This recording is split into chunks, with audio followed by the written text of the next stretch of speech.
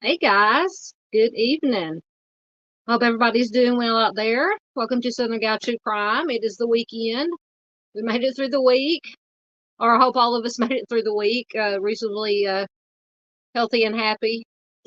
I've been working this week. Well, I took yesterday off, and I work today. I'll probably work tomorrow and Monday, Tuesday. And then we got some rainy weather coming in Wednesday and Thursday, so those will probably be my days off. But anyway, good to have you here. Tonight is our True Crime After Dark.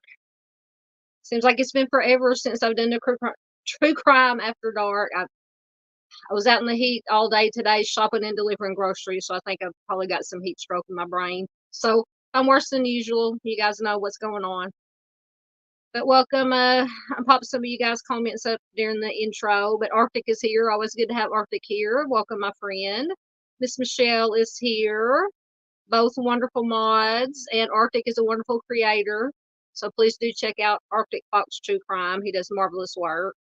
And I thought that Arctic said he was going to be taking a vacation this week, which is probably much needed, but I saw he's still posting his videos and flyers. So good job on that, as always.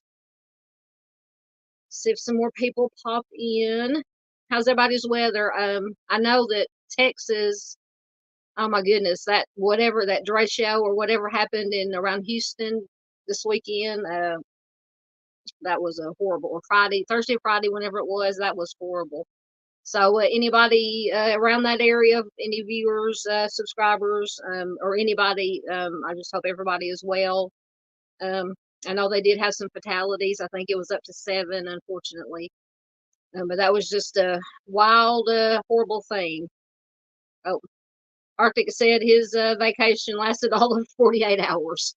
Yeah, I thought that for a couple of days, because I saw your post on Facebook in your group that said you were going to take a vacation for a few days, and then, like you said, about 2 days later, I started seeing you posting stuff, and I'm like, oh, he's like me when it comes to taking vacations from anything, from a job, or doing this. I always say I'm going to take a break for a few days, and I never do. It's never ending, but I love it. Oh yeah, Michelle. Yes, Michelle is in Texas, but she says, thankfully here in North Texas, it has been a good Saturday. Yesterday was storming in the morning, but the sun came out later. Excellent. Yeah, I remember now that you're in Texas, but I couldn't remember what part of Texas you were in. But thank goodness that you're okay. You and yours are okay, and just as always, thoughts, prayers, and good vibes to everybody everywhere. There's been some bad weather all over the southeast, southwest United States. This seems like this last 2 weeks, the weather has been horrible, but it's that time of year. May here in Arkansas, or what they call Dixie Alley, as opposed to Tornado Alley, which is more west of us. Excuse me. Is when we get most of our during April, May, June, March, April, May, we get our worst weather until it turns 100 degrees, and then It's just 100 degrees with 100 degrees humidity. But oh, excellent. Michelle is in Fort Worth.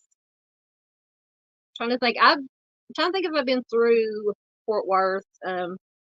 I probably have because I've been to San Antonio, and I think we remember, and I know Dallas and Fort Worth they're kind of close together, but thank goodness I wasn't driving. We were on our way to San Antonio, and we had to go through. I think we actually did take a bypass, but it was just as bad trying to get through, around, and through Dallas. Good Lord, with that traffic, I don't see my nerves couldn't take it driving. Oh, there goes my computer. All right, so we'll have to go to the screen here, the phone here for a minute. See, and I didn't even say anything this time, and it still pooped out on me. Uh, oh, absolutely. Arctic says he's in a different part of Arkansas. He's in the sorry, I say east, western part of Arkansas, close to the Oklahoma border. But yeah, he says it's scorching hot here in my neck of Arkansas. Rain finally stopped, and I was able to get the Mustang detailed finally. Yeah, I think we here I'm in central Arkansas. For anybody that doesn't know, I think we had a little bit of rain maybe early this morning because when I went out to go out to the car to go to work about mid morning. The carport was wet, and I didn't even know it had rained. Um, but yeah, it's about noonish, 1 o'clock. After I think I'd made my second or third shop and deliver, I looked. I was just sweating my what off, and I put my phone out and looked at AccuWeather, and it said it was 82, but it felt like 92. So that means all that good Arkansas humidity. Sorry, I'm just trying to comments sort of jumping. But yeah, it was scorching out there. Like I said, when I got home, I think I chugged down 2 bottles of water, and before I even made it in the shower. Yes, Arctic Slad. Tell Michelle glad that she's okay in her part of Texas, and yeah, Dallas Fort Worth is a large, yes, very large metropolitan area. Oh my goodness. Well, first of all, welcome, Michigan Wifey. Good to have you here. But she says, oh goodness.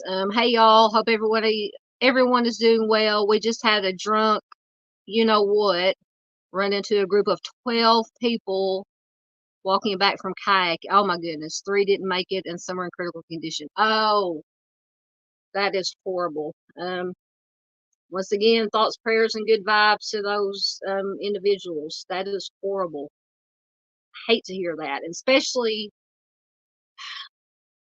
drinking and driving. Oh my goodness, that is horrible. Makes it even if it was not due to D&D or DD drunk driving. Even if it was an accident, it would be bad enough. But when alcohol is involved, that just irritates me to no end. But I'm glad that you're here, Michigan Wifey. But I hate hearing that. I so hate hearing that. Mm-mm-mm. Yeah, everybody's. Oh no, I'm not even gonna put that on the screen because it's gonna make me cry. She says there were kids that didn't make it.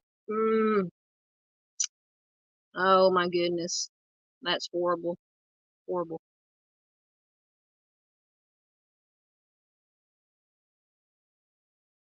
Yeah, I agree. Arctic said Little Rock, which is the capital of our great state and the major metropolitan area, at least here in Central Arkansas. Says Little Rock is no cakewalk to drive in either. I'd rather get a root canal than deal with their yes.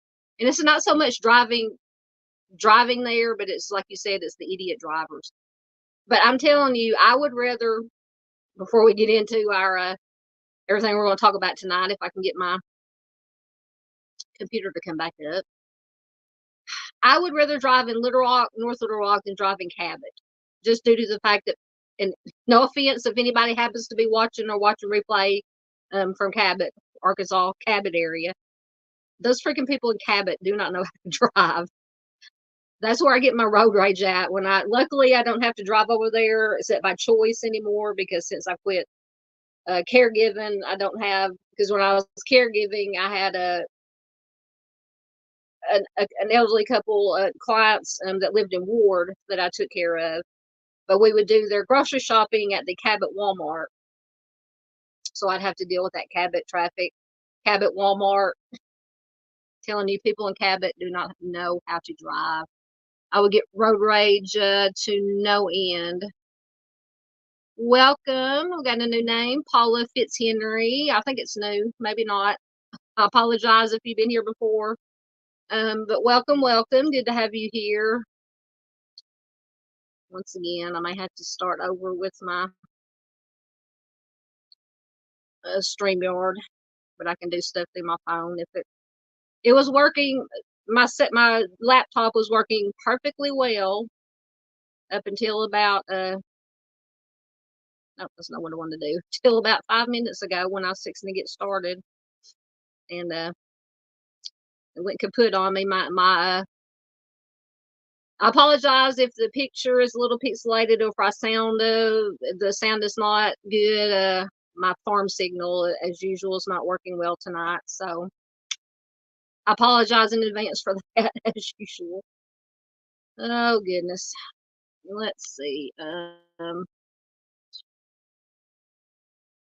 Oh, it's fine, Michigan, or I'm gonna call you wifey. Keep us updated. Michigan Wifey says, sorry this happened not too long ago, and I'm getting more info as time goes by. No, you don't have to be quiet. No. This is True Crime After Dark. We can talk about whatever. And this is you said it was a DD, drunk driver, so that's a crime in my eyes, and it's a crime obviously a crime in the law's eyes. So no, keep us, if you get any more information throughout, please keep us updated. Absolutely. Paula says, I'm new. Welcome. Proper welcome. Good to have you here. She said, I started watching your videos on the West Memphis Three. Absolutely. Yeah. I have an article that I'm going to read tonight, about a newer article I found that came out about still trying to get that DNA tested. Oh my goodness. And apparently the new, prosecutor or whoever's in charge in Crittenden County of, given that, because the Arkansas Supreme Court has ruled that it can be tested, but I knew, even though the Arkansas Supreme Court said, yeah, it can be tested, that Crittenden County and all that judicial system, I think it's the 12th judicial district, whatever, excuse me, they're going to fight tooth and nail anything they can do to keep it from getting tested. And apparently there's a new, prosecutor or whoever's in charge of, I guess, giving the go ahead to have it tested. And apparently she's not in any hurry. I'm sweating, y'all. Anyway, to get it tested. So it's, I have hope. You can't lose hope, but I think I hate to say it, but I think it's still going to be years. I could be wrong. I hope I'm wrong, but I still think it's probably going to be years before if they get it tested, because they're going to fight it tooth and nail. But we can hope for the best. So welcome, Paula. It's nice to meet you too, and I see everybody. We have a wonderful community here. Everybody's always very welcoming. This is a safe place. We don't bash victims. We don't bash families. We don't bash each other for opinions. And that's all we do. Is all we ask is, be nice and respectful of victims, families, and each other, and we get along fine. And as far as I can remember, we haven't had any trouble really with anything. So. Welcome, Mama. Welcome, Paula. Good to have you here. And once again, the computer's not coming up. All right, so before I babble on some more, but you guys can keep, questions, comments. You know how this works. True Crime After Dark is just kind of a looser format. I do have some articles, things I found in the news, to share with you guys. If you guys have heard any, because I haven't, since going back to work, I haven't had time to keep up like I did when I wasn't working for 3 months with all the happenings of cases that we've been following. All that I know is from watching the other creators' videos that they do and live streams, the ones that we trust here, that's do it for the right reasons. So if you guys have heard anything about any cases that's credible information, not just, hearsay or anything like that, please do share it with me because, like I said, I'm behind. And I might as well just bring up thank goodness I remember to email myself my slideshow so I can actually read it from my computer and not have to go in and out on the phone, and I can keep up with you guys' comments. So we're going to have, as always, some missing persons tonight. Like I said, we're going to talk a little bit. I got an article about the West Memphis Three. Hold on. About to knock my flashlight lantern over. Anyway, a little bit about the West Memphis Three. I found another, I think I have a video of it, a video clip of it.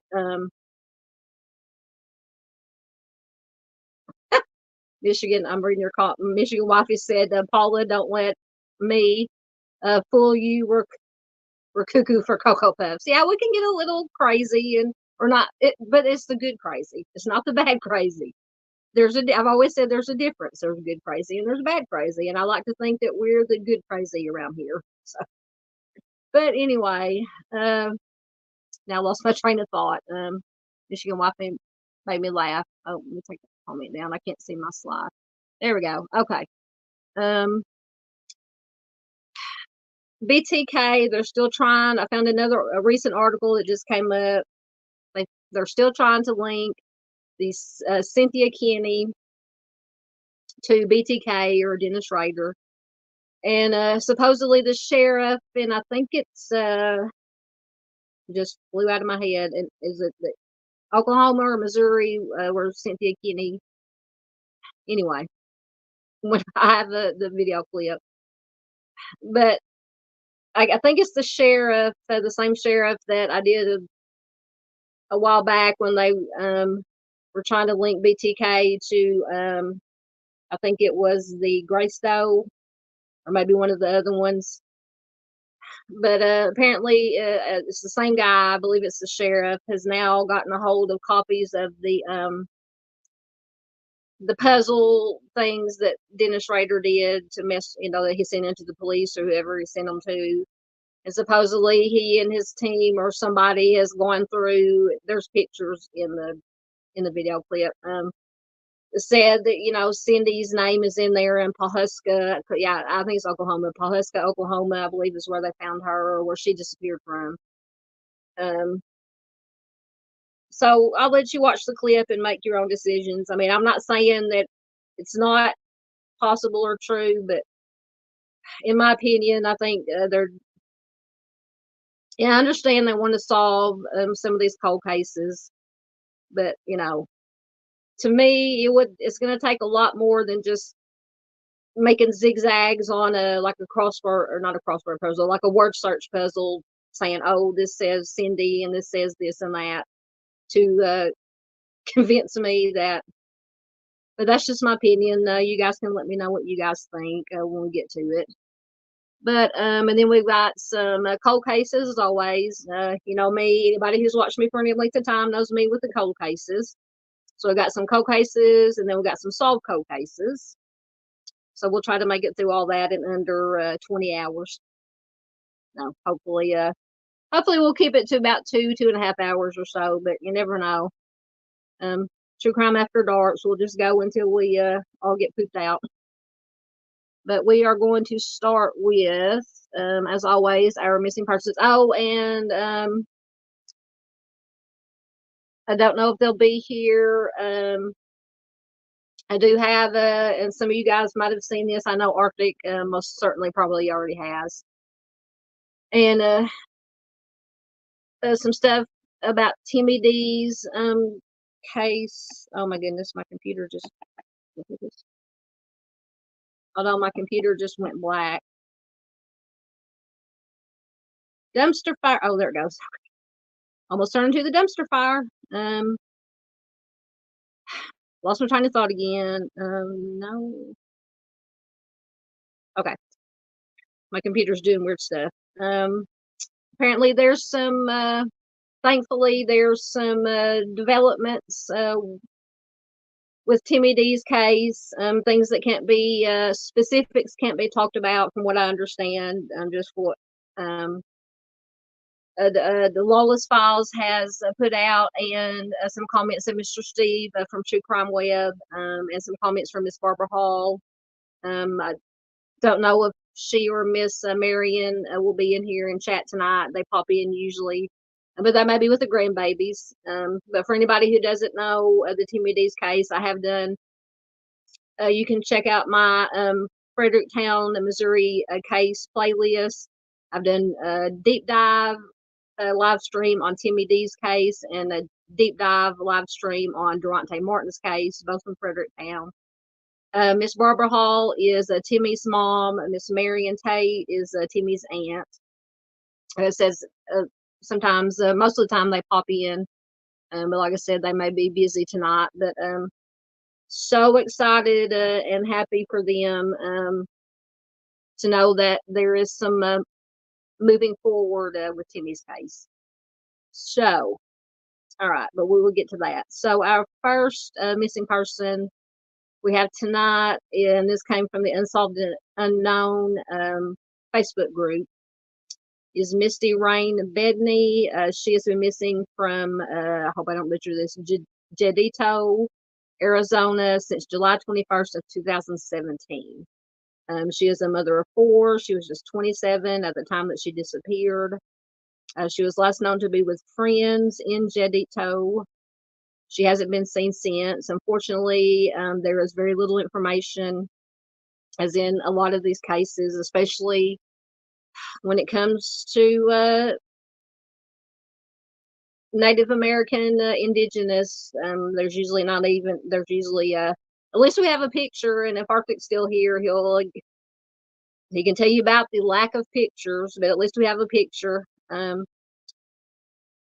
But there's very little information about Misty or her disappearance. It says she is, I'm going to say Dene, that means Dine with a little thing, with brown hair and eyes. She was 5'3" to 5'8" tall, 157 to 180 pounds at the time that she disappeared. She was last seen wearing a black shirt and blue jeans, and she was carrying a bag of toiletries. And she is listed on NamUs, which is good. A lot of Native American indigenous are not listed on NamUs. For anybody, for my Missing Person Monday video I did this week, it was all Native American indigenous, because May is a MMIP awareness month. So check that out. I gave a lot of statistics, the lack of information, the lack of pictures, and a lot of times they're not even listed on NamUs or any of the national databases for missing persons. It's just a travesty.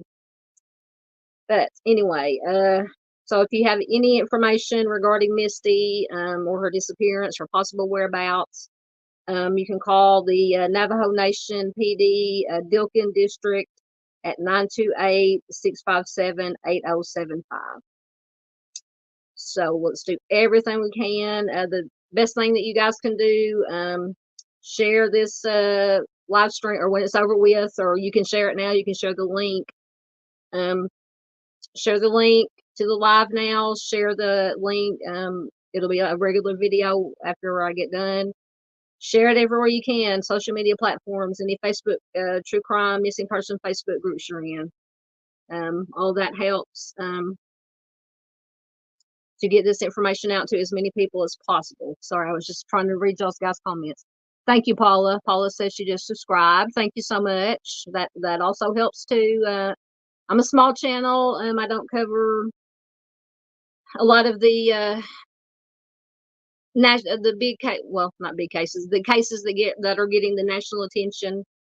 Not that I don't think they're important, but they absolutely are. Every case is important. Every missing person case. But they're getting the national attention. All the other creators are doing videos. So I just try to bring attention to the lesser known missing persons and cold cases. But thank you for subscribing, Paula. And Michigan Wifey says, that was so sad to hear. I don't know if you're referring to the missing Indigenous, if that's what you're referring to. Yeah, it's just, you can ask Arctic. Like I said, he may be, but most of the time there's not even a picture to go with. And a lot of times, because if you watch my missing person Monday video for this week, I took all, I think I had 10 or 12 that I featured from the Bureau of Indian Affairs website. And even from the Bureau of Indian Affairs website, a lot of them, they might have had a picture. Some of them didn't.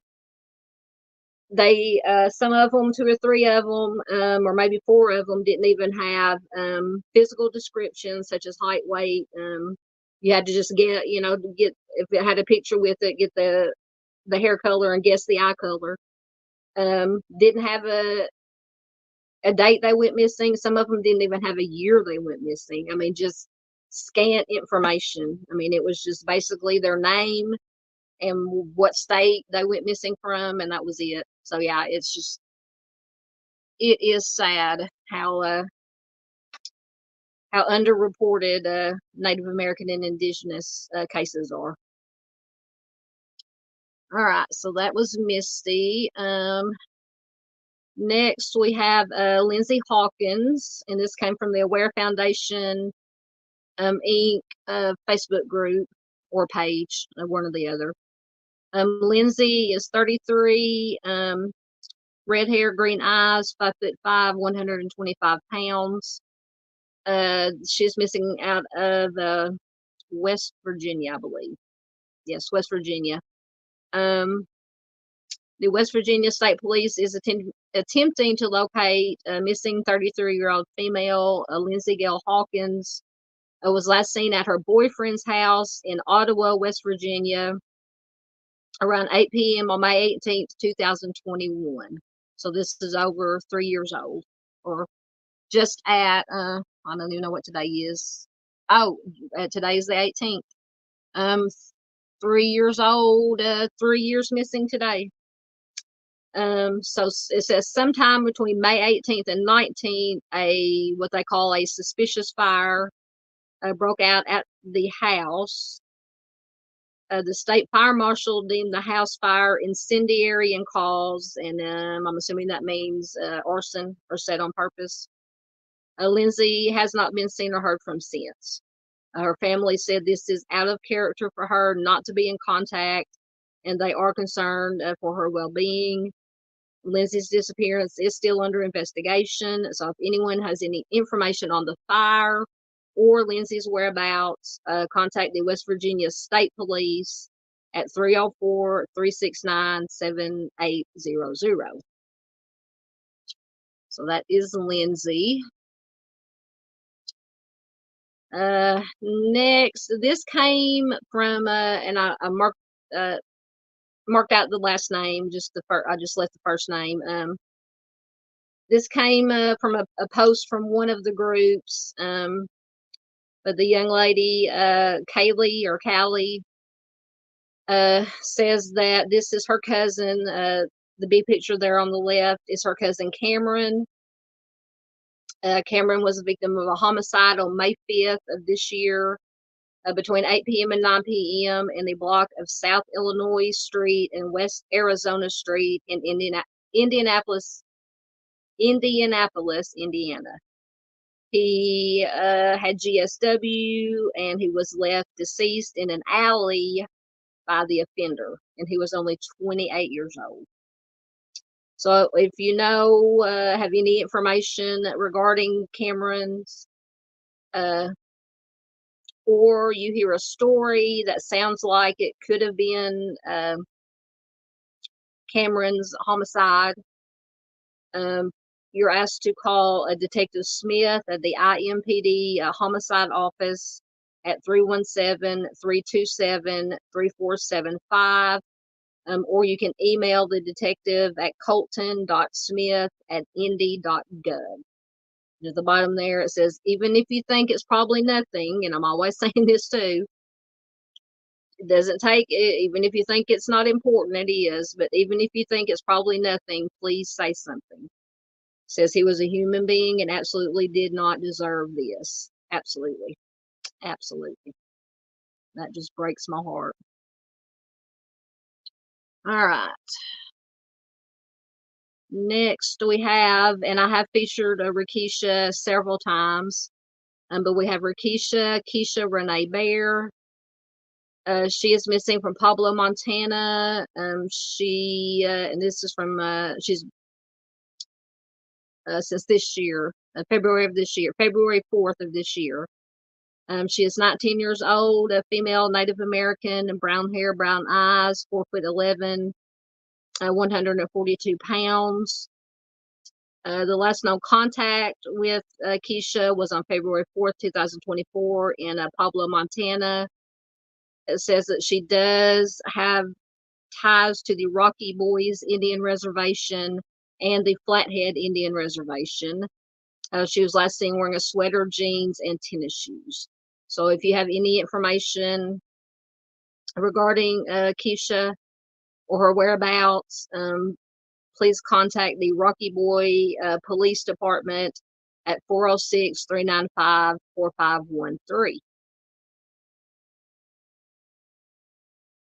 All right.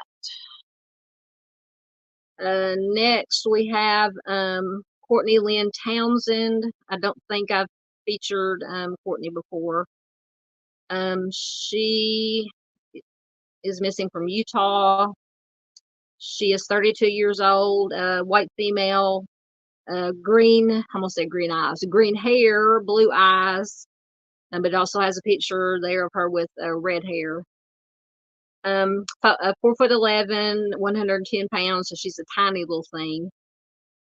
She was last seen on November 16th, 2023 in St. George, Utah.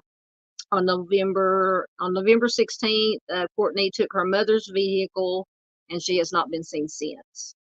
The burned out vehicle was located a few days later on Cedar Mountain near Duck Creek in Kane County. At the time of her disappearance, Courtney did have green hair. She has also had several other hair colors, including blonde, brown, black, and red. It is unknown what she was wearing at the time that she disappeared. She has multiple tattoos, including love on her left wrist, fear on her right wrist, cherries on her chest, flames and crosses on her abdomen, and Dalton, Dalton, on the top of her right foot.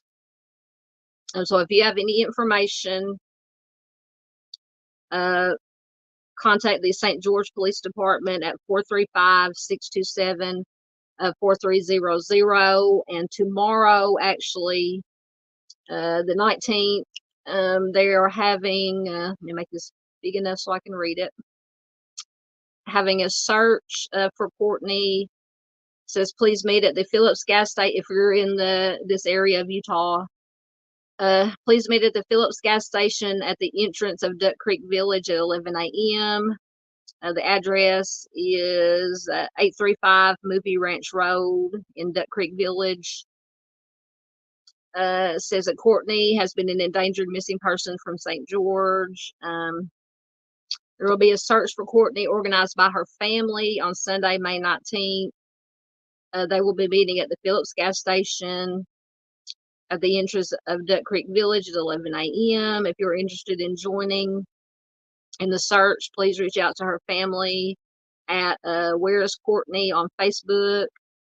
If anyone can help by bringing ATVs, 4x4s, four-wheelers, drones, searching cadaver dogs, basically anything that can help in a missing person search.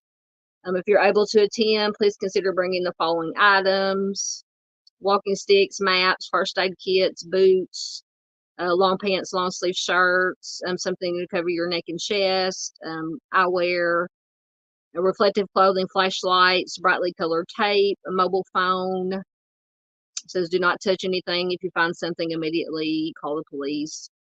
Cameras, sunscreen, insect repellent, whistles, water and food snacks, and posters of Courtney. So like I said, if anybody happens to be in that area of Utah and would like to help search, if you want to, you can take a screenshot of that or a picture of all that information if you are in that area and would like to help. You guys are quiet out there. You still with me? All right. Next we have Amanda Hill. Amanda is 27 years old, 5'4", approximately 170 to 200 pounds. She is missing from Augusta, Georgia since March 13th of this year. She was last known to be with James Bubba Dempsey in, I'm going to butcher this, Hepzibah, Georgia. It says it's near Augusta. This Bubba Dempsey has blocked Amanda's family on social media after they inquired about Amanda's whereabouts. So big red flag there. If Miss Marion was here, she'd have her red flag emojis going. Amanda Marie Hill, 27, is missing from near Augusta, Georgia. Last contact with family, March 13th. She was last known to be in the company of James Bubba Dempsey, who is a white male in his 50s. Amanda's family attempted to contact Dempsey on Facebook about Amanda's whereabouts, but were immediately blocked. While they understand that Amanda is an adult, they want to be sure that she is alive and well, as she does suffer from several mental illnesses such as bipolar disorder and DID. I don't know what DID is, and they both require medication. So if you have seen Amanda or know her whereabouts, anything about her, please contact. Says her mother, Christine Staley, via Facebook, or you can call 734-410-3766, or her sister Amy at 734-973-1310. All right. Good drink. You guys let me know if you can still hear me. I know my signal's down and I'm down some people here. Just give me a thumbs up or something if you can still see and hear me. Or if I'm just sitting here talking to myself. My signal is very bad right now. Before I go any further. Can anybody hear me?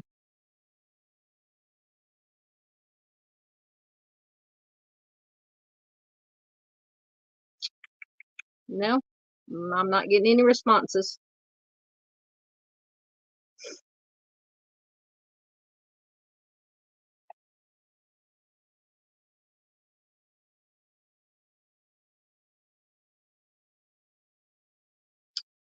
Okay, Paula says she's here. All right, as long as you can hear me. All right, I was just making sure that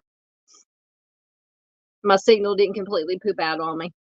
All right, let me go back to my slides. All right, so that was Amanda. Next we have Michael and Amita Jr. Michael was last seen on November 23rd, 2013. Excuse me, in Sawyer, Minnesota. Thank you, Paula. Paula says she can hear me loud and clear. Thank you. All right, so we will continue.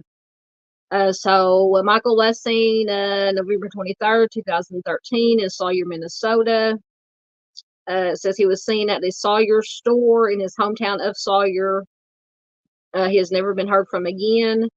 He frequented the St. Paul, Minneapolis area of Minnesota at the time of his disappearance.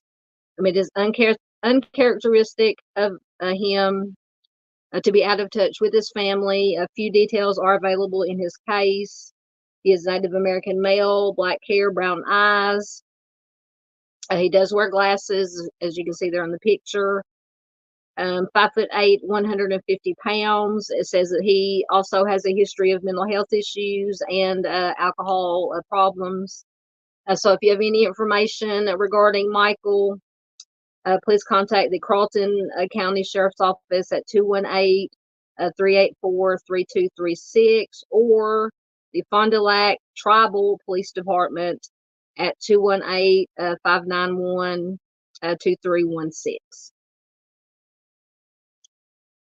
All right. All right. On this slide, I have two. On the left, we have Joyce Briggs. Make this a little bit bigger on my computer so I can read it.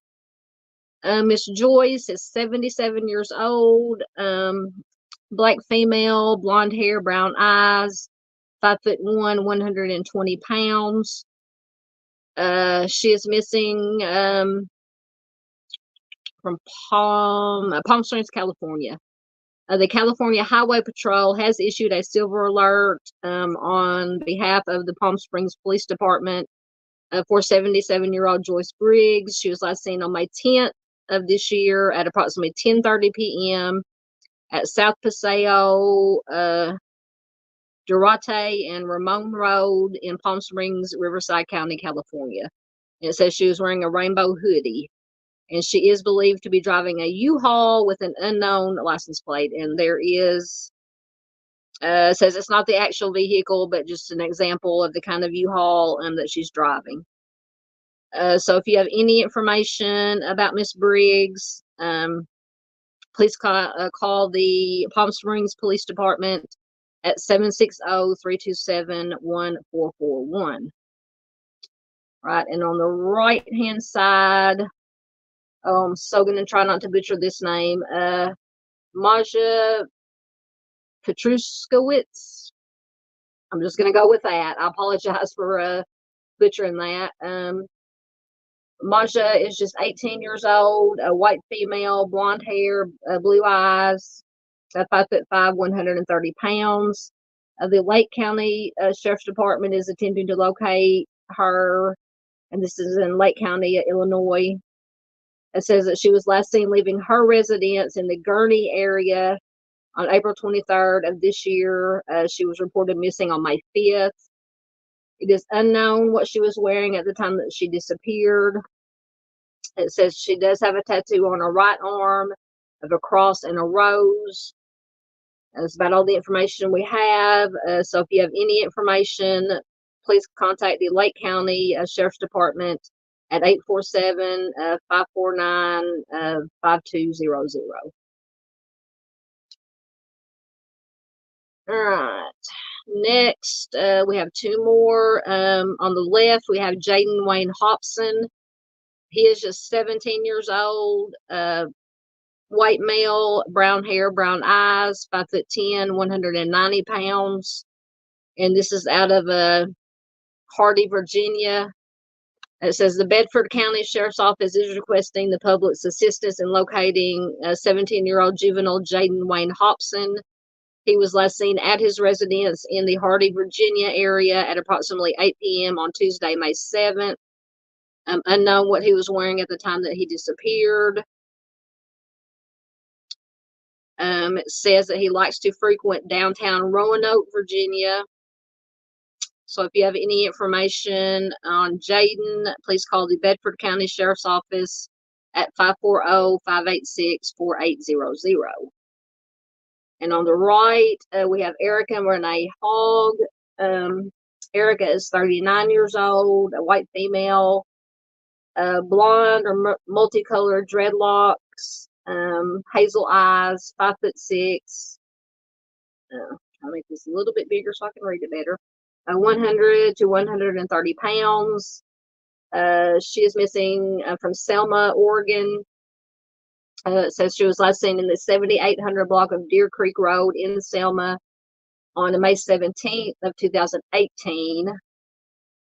So this one is just a little over, 6 years? 6 years missing. It says that Erica does suffer from schizophrenia, and she may have been experiencing a mental health crisis at the time of her disappearance. She does have a tattoo of a Mary Jane leaf on her right arm. She has not made any contact with anyone since she disappeared. So if you have any information, please contact the Oregon State Police at 503-378-3720. All right, I think that is all our missing persons we have for tonight. Sure my comments are all right. Next, this week, unfortunately, this past week on the 12th, we had some sad news regarding Brianna Ward. Okay, I became aware of Brianna's case through one of the Facebook groups that I'm in, missing persons cold case Facebook groups I'm in. And I think it was one of her family members, her sister maybe, or her cousin, had actually gotten in touch with me through Facebook Messenger and email about doing a video on Brianna, and I did feature Brianna in my missing persons in my live streams. Unfortunately, and this came from the Find Brianna Ward Facebook page, or maybe a group. It's either a group or a page, but I'm assuming it doesn't say, but I'm assuming it was posted by one of her family members. But it does say it's taken me a little bit to come up with something to say. As everyone has heard, Brianna was found deceased on May 12th of 2024. She says, I will not be providing any specifics on anything and hope that everyone understands that privacy is important. Absolutely. It goes on to say, I truly appreciate everyone's support throughout the search process. And again, now as we move through the celebration of life planning process, Brianna's memory will always live on through me, her nieces and nephews, her daughter. She is now dancing and singing and no longer in any pain. And it says she is reunited with Brittany. So, as Miss Barbara Hall would say, bittersweet, very sad, bittersweet. We're hoping, of course, obviously for a different outcome. But just keep Brianna's family in your thoughts and prayers. So, as always, sending out thoughts, prayers, and good vibes to Brianna's family. And please do. I can't remember if I put the link to it in the description box. Please do check out, visit the Find Brianna Ward page or group, whichever one it is, to keep up to date on any new info. I'll try to keep my eye on it and see if there's any other information released through the family, and keep you guys updated. All right. Next we have, so I mentioned, let me get a drink right quick. Feel like my voice is going.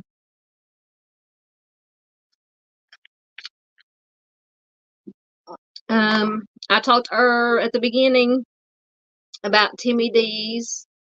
Once again, for anybody who wasn't here earlier, is watching replay, I did a deep dive live stream covering Timmy's case. You can find it in the Fredericktown, Missouri cases playlist. Several other creators, Mr. Steve at True Crime Web has talked about Timmy's case. Arctic Fox True Crime, he was in here earlier, has done several videos, has talked to Miss Barbara Hall, his mom. A lot of times Miss Barbara and Timmy's aunt, Miss Marion, are in chat here with us. But apparently there's some movement forward in Timmy's case, which is so good to hear. Of course, I can't give there are a few details that I'm going to read here, and this came from the Lawless Files Facebook page. And Mr. Steve from True Crime Web, I think, pretty sure had a hand in some of this because he has been mentioning it a little bit. But there's some developments. So I'll just read to you here what the Lawless Files page said. It says the Lawless Files has been quietly collecting information on the Timmy Dees case for the better part of a year or more. More specifically, Miss Barbara Hall has been doing so.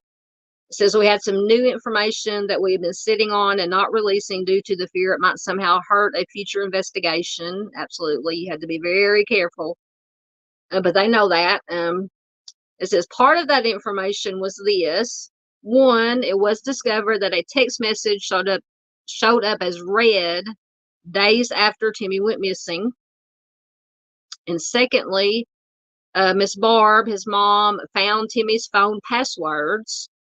Miss Barb took the passwords to an out-of-state detective who operates a nonprofit that helps investigate cold cases. I think we all know who that is.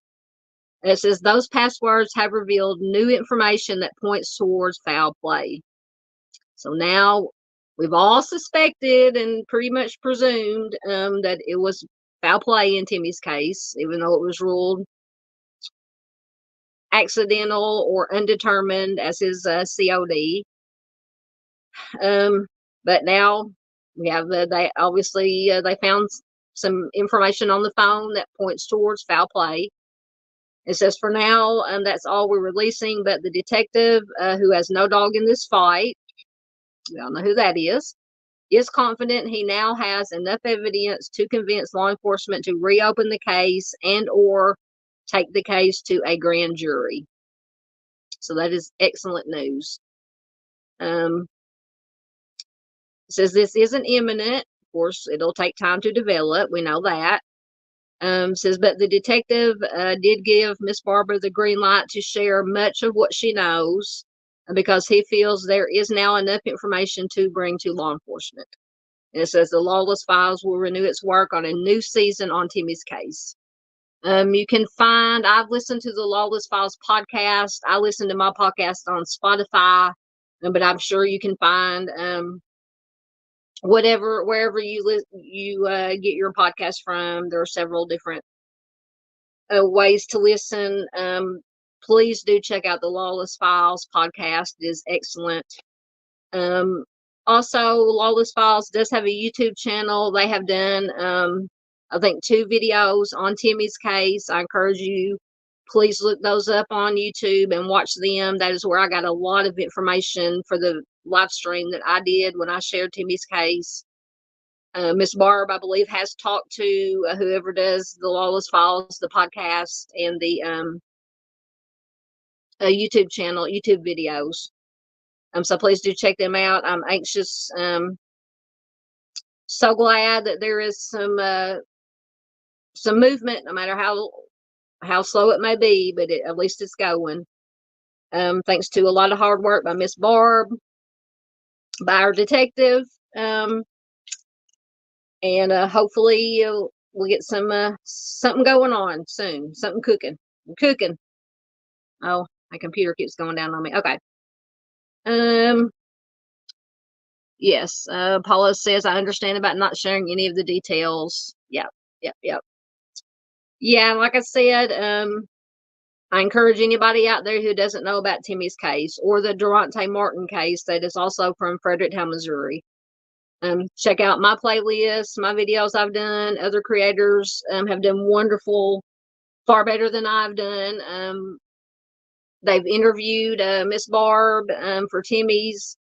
They've interviewed Miss Kimberly Lotz and Miss Erica Lotz, which is Derontae Martin's. Miss Erica is his mother. Miss Kimberly is his grandmother. They popped in chat here sometimes. They've talked to her, to them, these creators. So I encourage you, please check out any of those videos to learn more about these cases. It will blow your mind, and not in a good way. Not in a good way. We need justice. Justice for Timmy. Justice for Derontae. And all the other cases that I haven't even gotten to yet in the Fredericktown, Madison County area of Missouri. All right, let's see what we got next. All right, another missing person. I do have a video clip for this one. Give you guys a little break from my droning voice for a minute, and give my voice a break for a minute. But I'll give you the basic information. Nicole H. Baldwin, make it bigger so I can read it, is 41 years old when she went missing. brown, dyed blonde hair, hazel eyes, 5'5", 135 pounds. The Mount Dora Police Department is requesting the public's assistance in locating a 41-year-old female, Nicole H. Baldwin.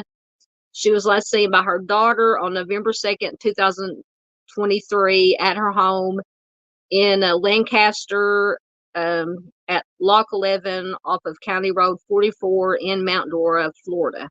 This was around 11:30 p.m. She left behind her personal belongings, including her phone, her Apple Watch, her purse, debit card, all her shoes. There's been no contact with her 3 children or her friends. This is very out of character for her not to contact family. Nicole was last seen wearing a nightgown. And it says in the far right-hand picture that's either the nightgown that she was wearing, last seen wearing, or similar to it. And no shoes. She does have tattoos of a rose on her right hand and tattoos of flowers on her left shoulder going down to her elbow. And Nicole also has a medical condition that requires medication, and she may need medical attention. So if you have any information regarding Nicole, please call the Mount Dora Police Department at 352-735-7130. And I do have it's just about maybe a 2-minute video clip. It gives some developments, and I believe it is from April of this year. So I'm going to mute my cam and mic while it's playing, but I will be back, hopefully.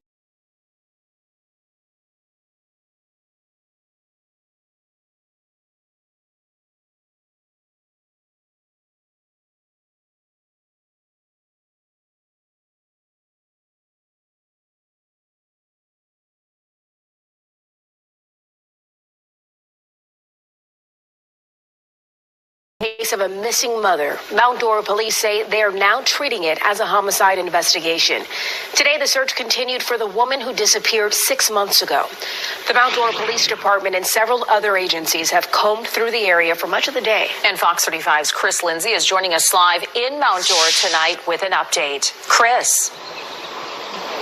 Yes, they spent several hours investigating this area. Much of that time spent in the water. They had divers teams. They have divers teams and other people here trying to find some sort of clues. Unfortunately, they came out of today with no more information, and they say they're going to keep working on it. We're not leaving any stone unturned as we're attempting to find out what happened to Nicole. 41-year-old Nicole Baldwin has been missing since November. Mount Dora police now say the mother of 3 was likely killed. It's rough. Young kids. There's one adult daughter, early 20s, and then the other kids are either finishing grade school or junior high. Today, a half-dozen agencies searched the 4 ponds near her house. This just the latest effort in what's now a homicide case. Unfortunately, divers weren't able to find any leads. We've wrote in the neighborhood of 200 search warrants and subpoenas on this case. So we're doing everything we can. Baldwin's daughter was one of the last people to see Nicole. It was right after celebrating her 20th birthday. We spoke with Alicia roughly 3 weeks later. Me talking, it feels almost surreal right now. You know, I never would have thought until, I always watch all these crime shows and everything, and until it happens to you, it's really like crazy. Just the feeling of not even that, but like if something did happen, how can I grieve? How can I anything? How can I just process the fact that you just up and disappeared? Even though they weren't able to find anything of substance today, Sergeant Hutchison says the search does not end here. It's extremely hard to solve a homicide without any remains. So we're going to continue to look. At this time, they haven't named any suspects in this case, but as he said, they're going to keep working on it. They're asking anyone with information to come forward. As of now, there's a $5,000 reward for anyone who can help out in this case. Reporting live in Mount Dora, Chris Lindsay, Fox 35 News.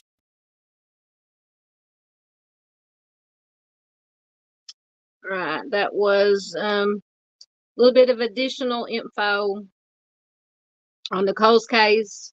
As you heard in the clip, it is now being change my layout. Now being investigated as homicide, possible homicide. So hopefully there will be some progress made in that case. And while the video was playing, I managed to get my laptop to come back up on StreamYard at least. So fingers crossed, maybe it'll hold out.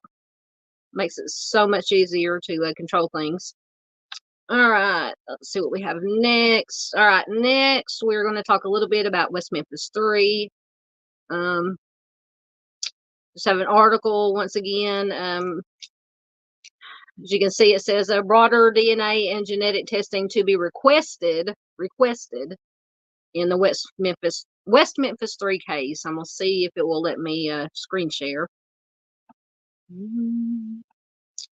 Maybe, maybe not.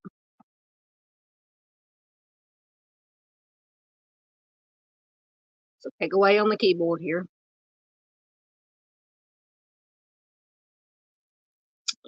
Change my layout so it'll be a little bit easier to read. All right, go back.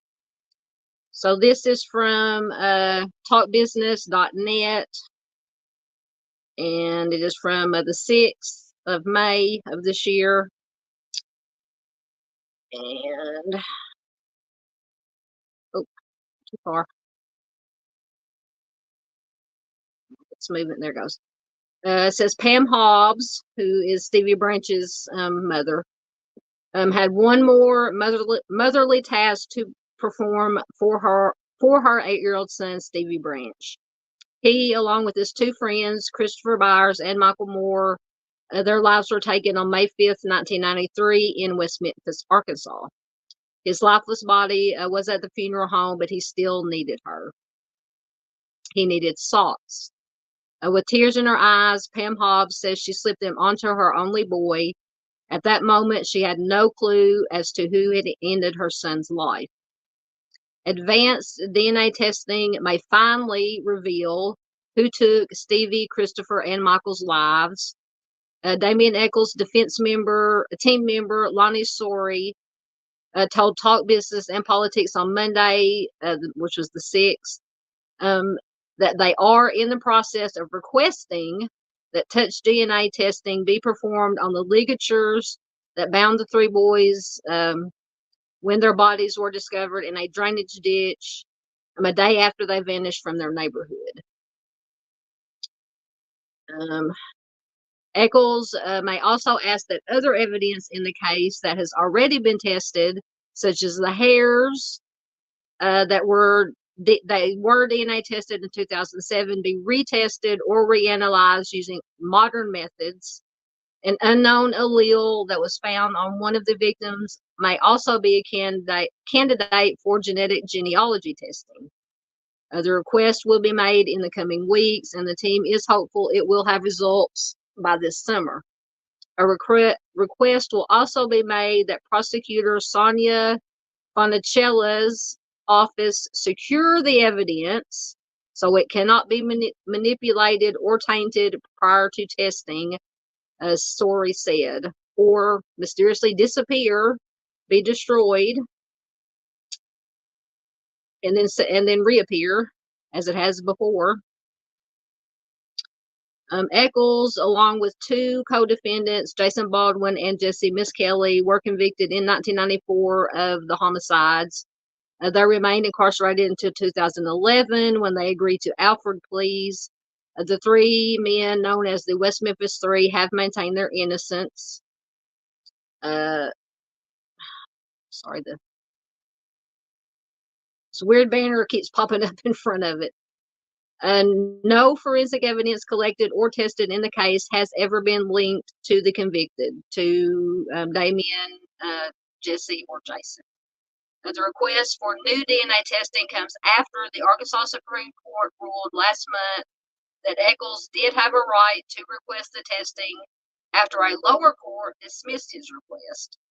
Eccles first asked for MVAC touch DNA testing in March of 2020.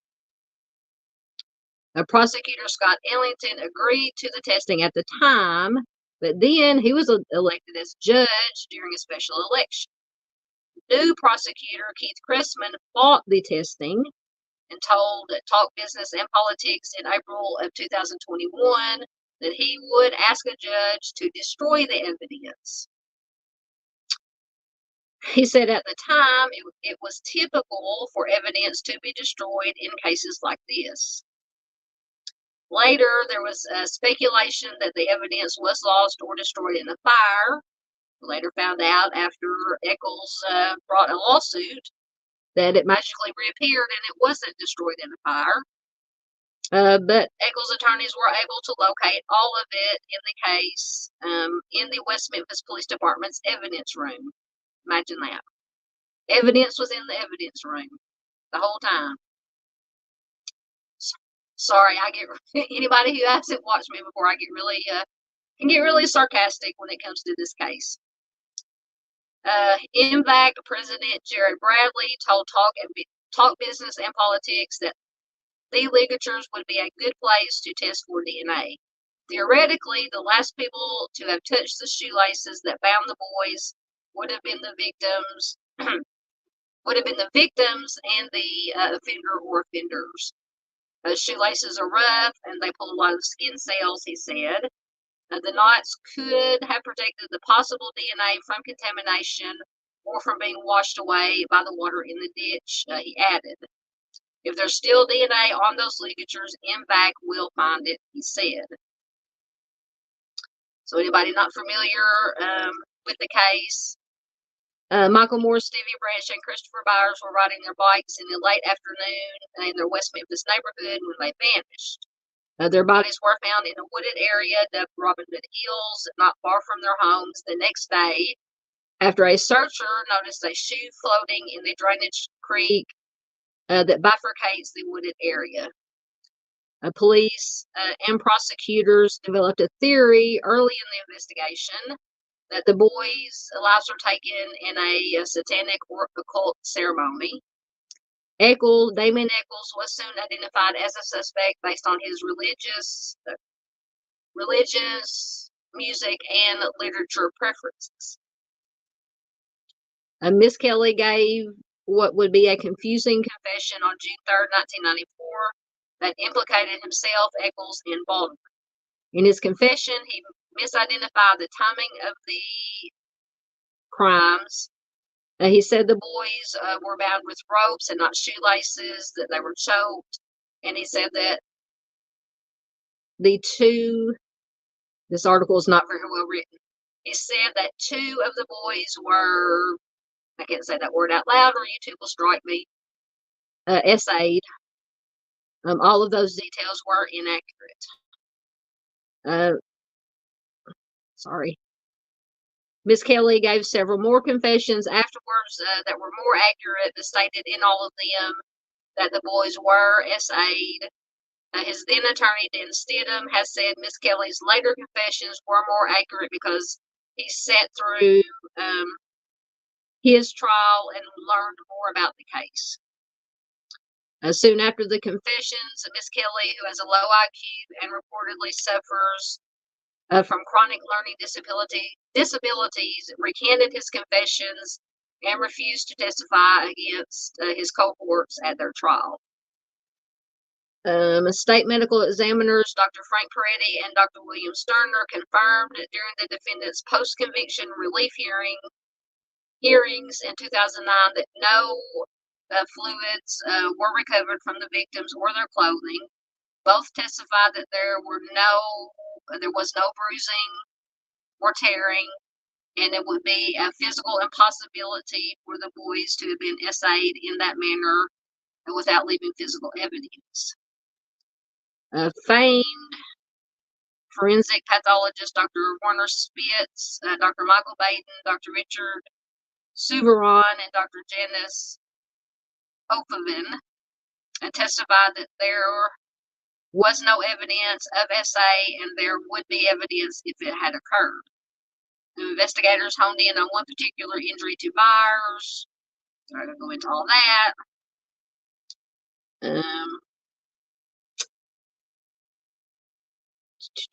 Peretti testified it would be difficult for a skilled surgeon with a scalpel to perform that type of procedure on a living person. All four defense forensic pathologists testified that the injury was caused by animal predation post-mortem. Spitz and Baden also noted that there were no knife cuts or stab wounds to the victims, which they said is an oddity, since prosecutors claimed that a knife was involved. One hair found in the ligature that bound Michael Moore was a likely genetic match for Stevie Branch's stepfather, Terry Hobbs. And another hair found was a partial match to his alibi witness, who is David Jacoby, according to court documents.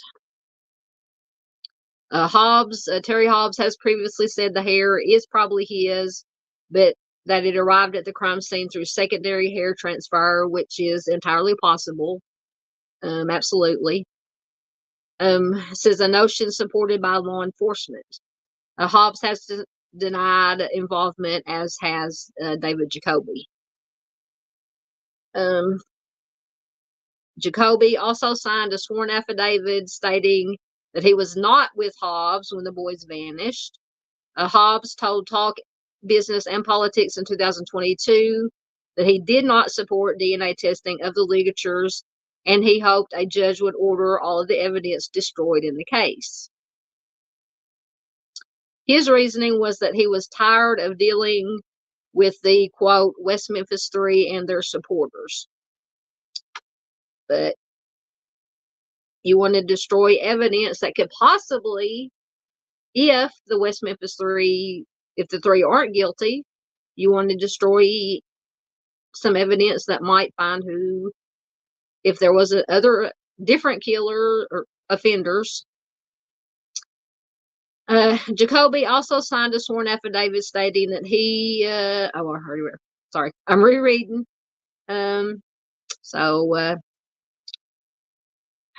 Hobbs went on to say, I hope a judge does the right thing and orders the evidence destroyed, he said during an episode of the podcast, Mysterious Circumstances, that same year. In later social media posts, he said he wants all the evidence in the case tested. So what is it? You want it destroyed, or do you want it tested? So he wants everything tested, not just the ligatures. I agree with him on that point. Everything they have, in my opinion, any and all evidence they have in this case should be tested.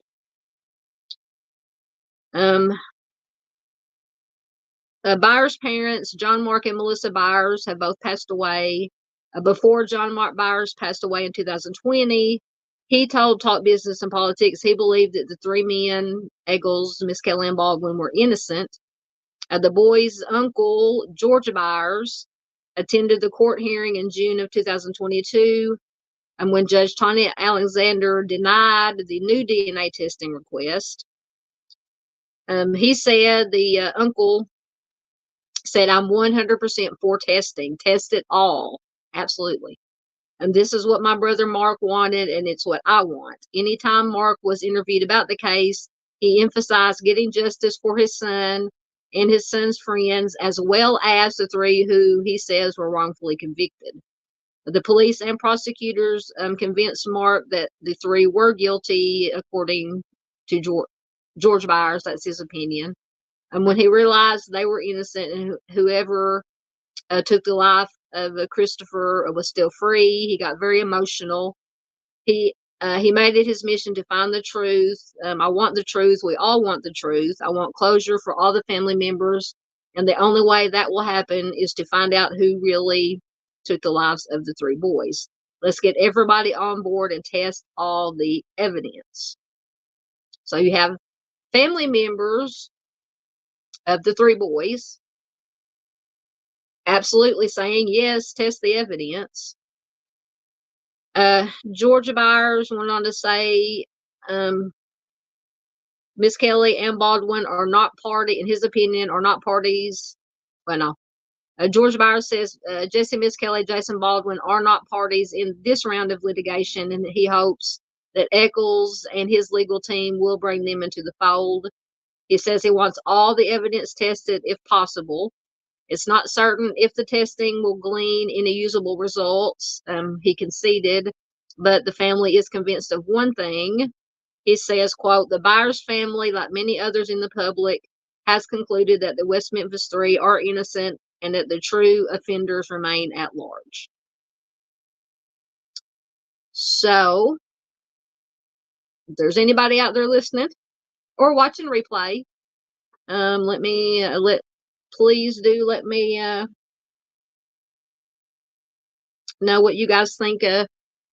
If you're interested in the West Memphis Three case, what your opinions are about the testing or anything about the case. Like I said at the beginning, all I ask is with respect the victims' families and each other's opinions. But we do welcome all opinions. So that is the latest. Let me stop sharing the thing. All right. See what I'm doing here? Put that back up there. All right.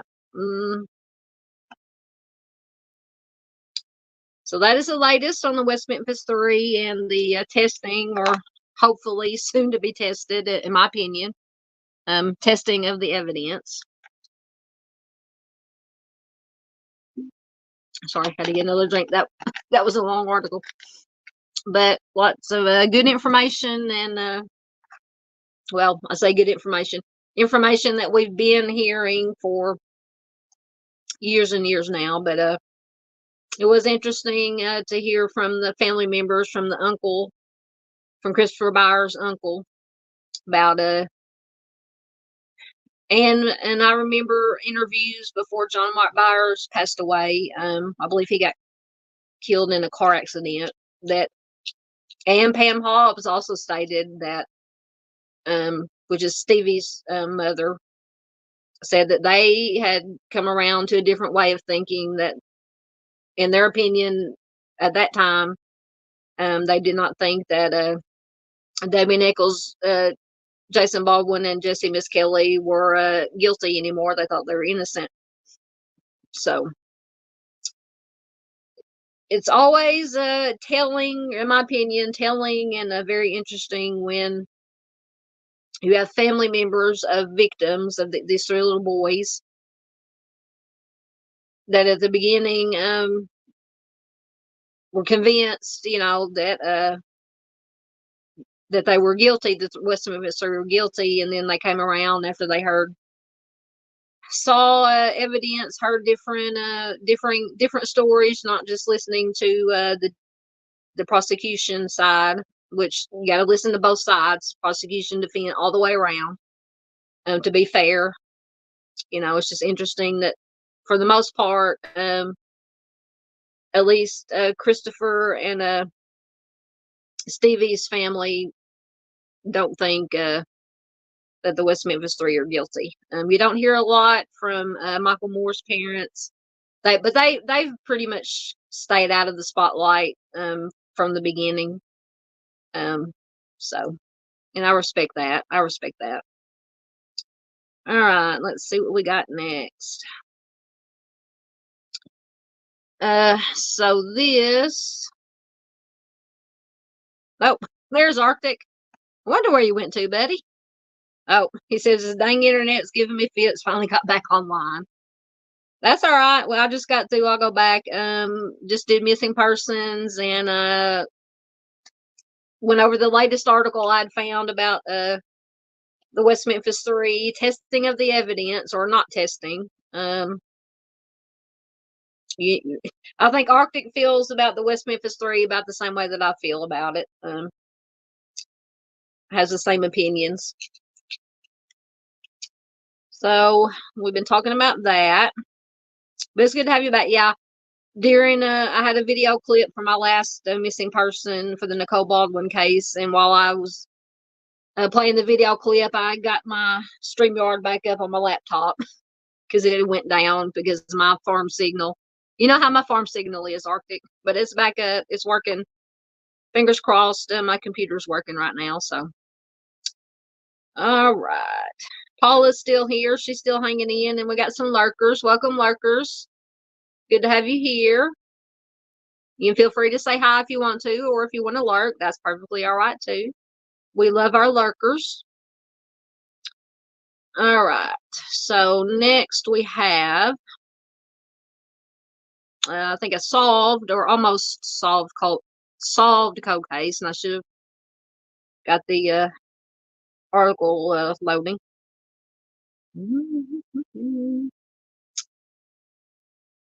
Because it may take a second.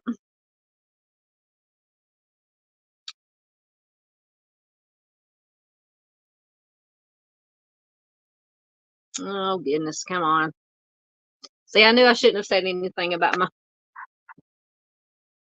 my signal. I might have to close it out and start a new tab. Sometimes that works. Oh, and just as I went to close it out, it came up. Okay. Let's see if it'll come up. Telling you. One of these days, you guys are going to see me throwing my computer.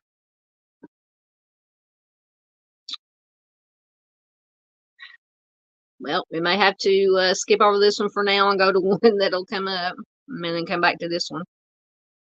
If it won't come up. Yeah, absolutely. Arthur said that's usually how it goes. Yeah. Soon as I hit the close the thing out, it was popping up. Oh, my goodness. Oh, there it comes. All right. We got it now. Let me see. Yeah, Paula says true. Yeah, that's my luck. Let me see if it'll let me screen share.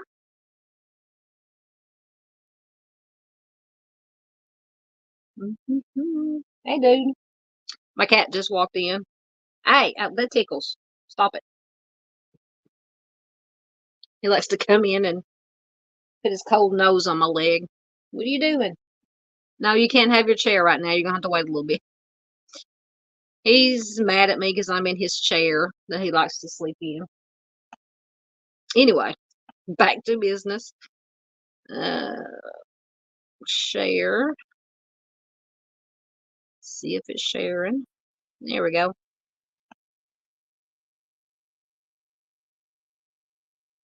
Arctic says he says he threw his all-in-one and smashed it to bits. Will never buy. What's an all-in-one? All-in-one. Some kind of computer or all-in-one? You'll have to explain it to me while I'm reading the article. I'm kind of, I don't want to say tech savvy because you guys see how I do with this thing. All right. I'll go back over here. So this is from True Crime Daily, and it is from April 4th of this year.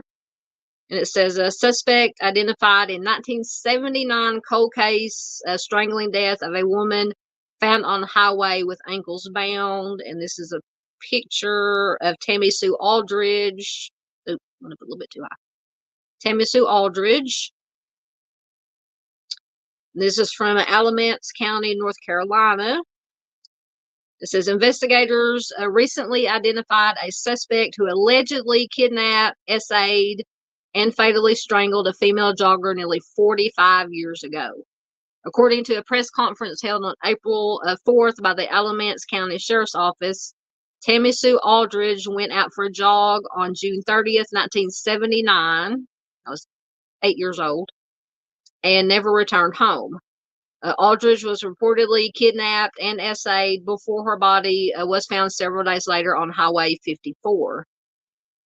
Alamance County Sheriff Terry Johnson said that when investigators found Aldridge, her body was still warm to the touch.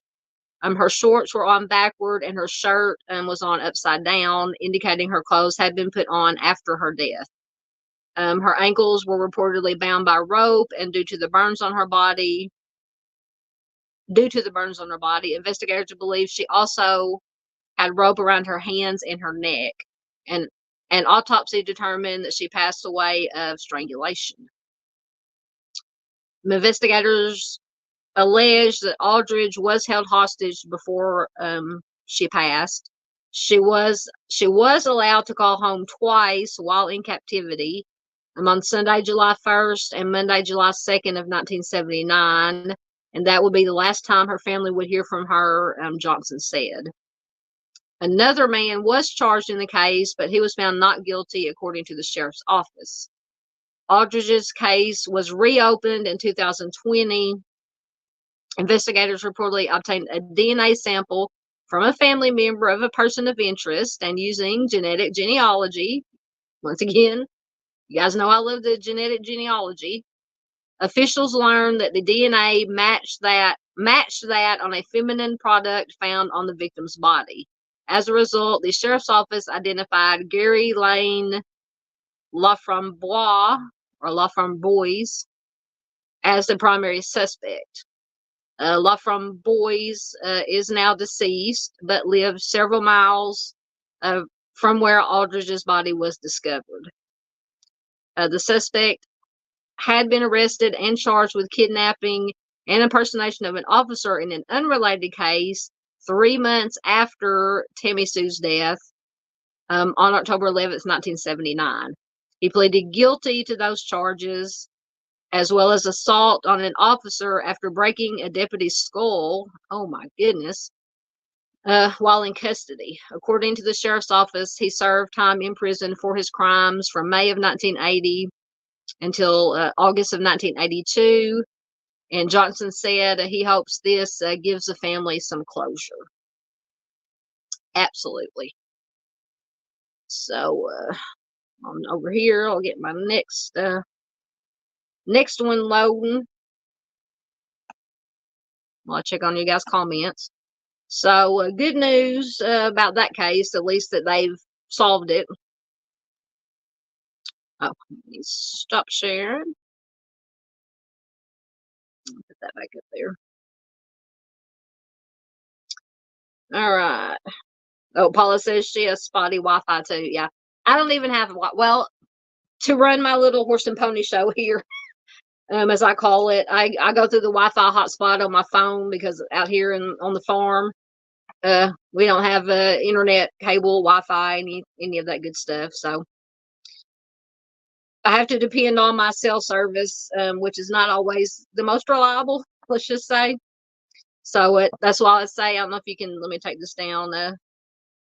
So this is my dumpster. I'm always saying it could turn into a dumpster fire at any time. So there's my dumpster fire, the wonderful Sunshine from Mind of Monsters. Please do check out Mind of Monsters.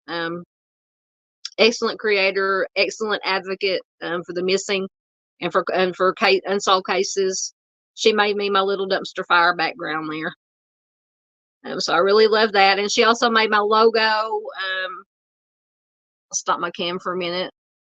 She made that logo for me. I love it. And she also made, if I get a chance to do it for any new members or donations, she made me, anybody who's watched Mr. Steve at True Crime Web and Mrs. Steve, he has the blue light, since he's former law enforcement. He has a blue light that they flick whenever somebody donates or becomes a member. So Sunshine at Mind of Monsters made me a little video clip for any time anybody donates. It's really cute. I love it. All right. Oh, I guess I need to turn my cam back on. There we go. All right. See what you guys have to say. Yes. Hey, Michelle. Says, what an awful case. Yes. Definitely awful. Yeah, and that picture on the right hand, on the very right of the slide, I think it's pointing the wrong way. Yep. On the slide. That way. There we go. Is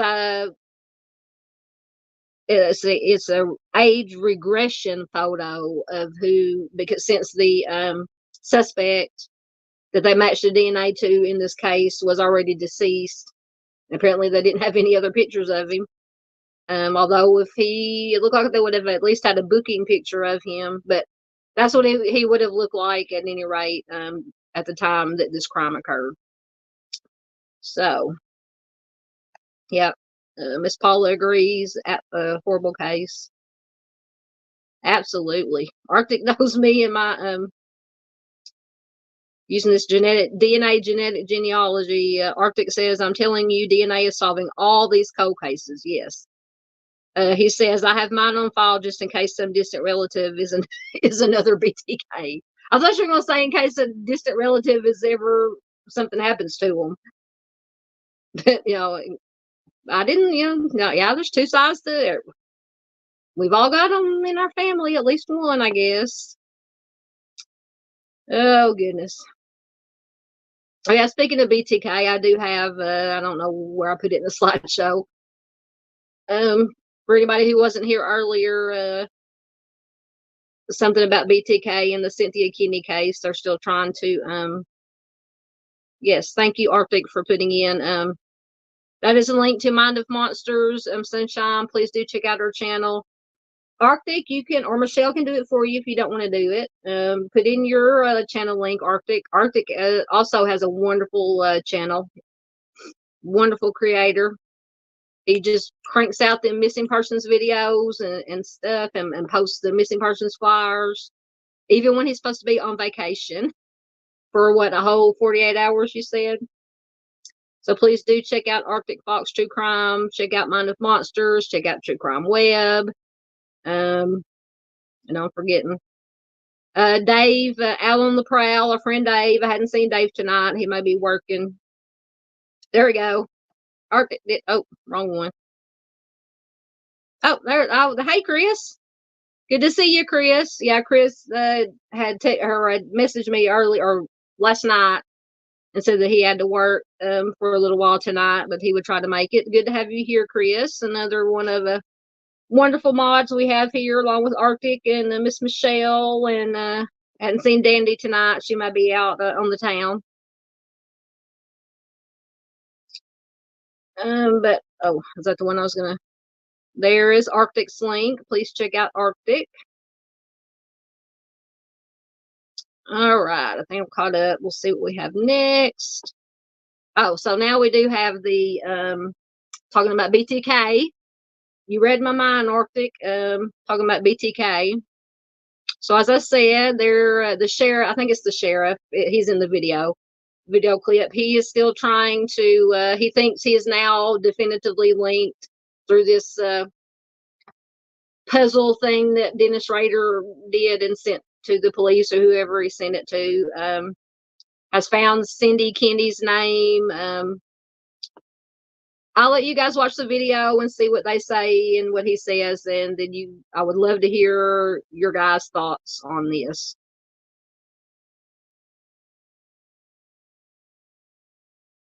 Absolutely. Yes, I love Coach Kev. I haven't watched him in a while, but yeah, if somebody wants to go grab that link for Coach Kev's channel, absolutely.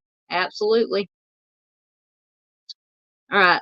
This video clip is, I think, about 3 minutes. So I will stop mute my cam. Thank you, Michelle. All right, and hopefully we'll be back.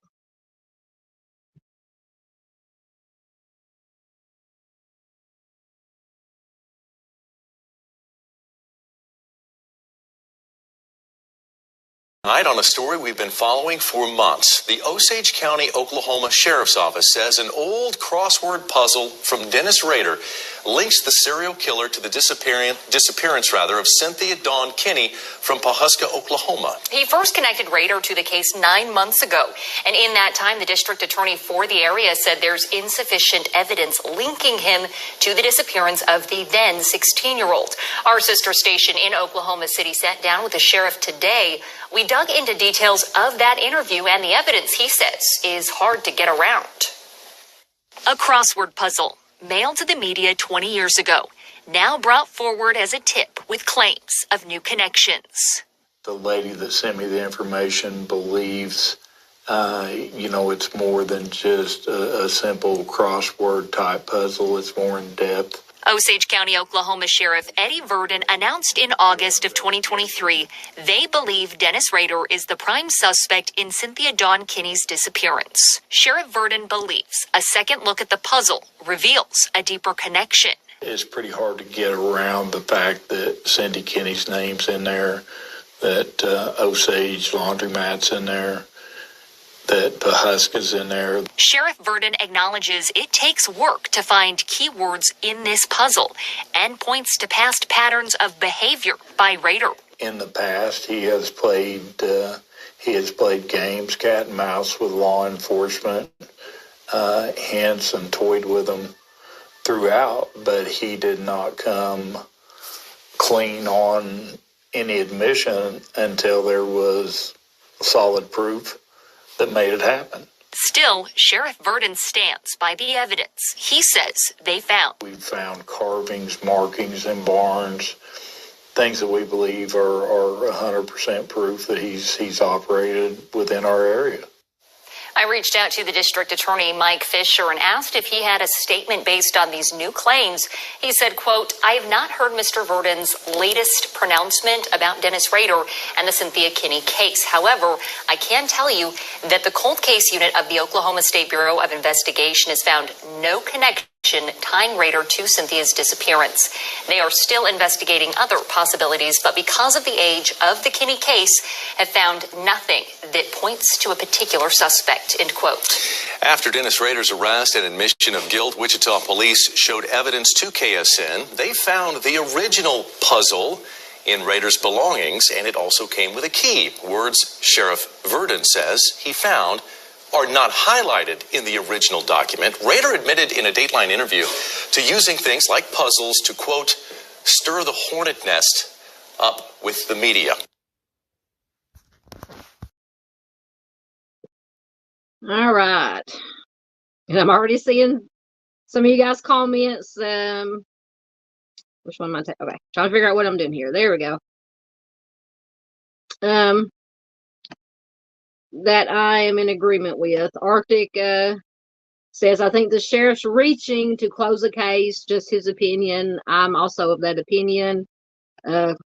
Chris agreed.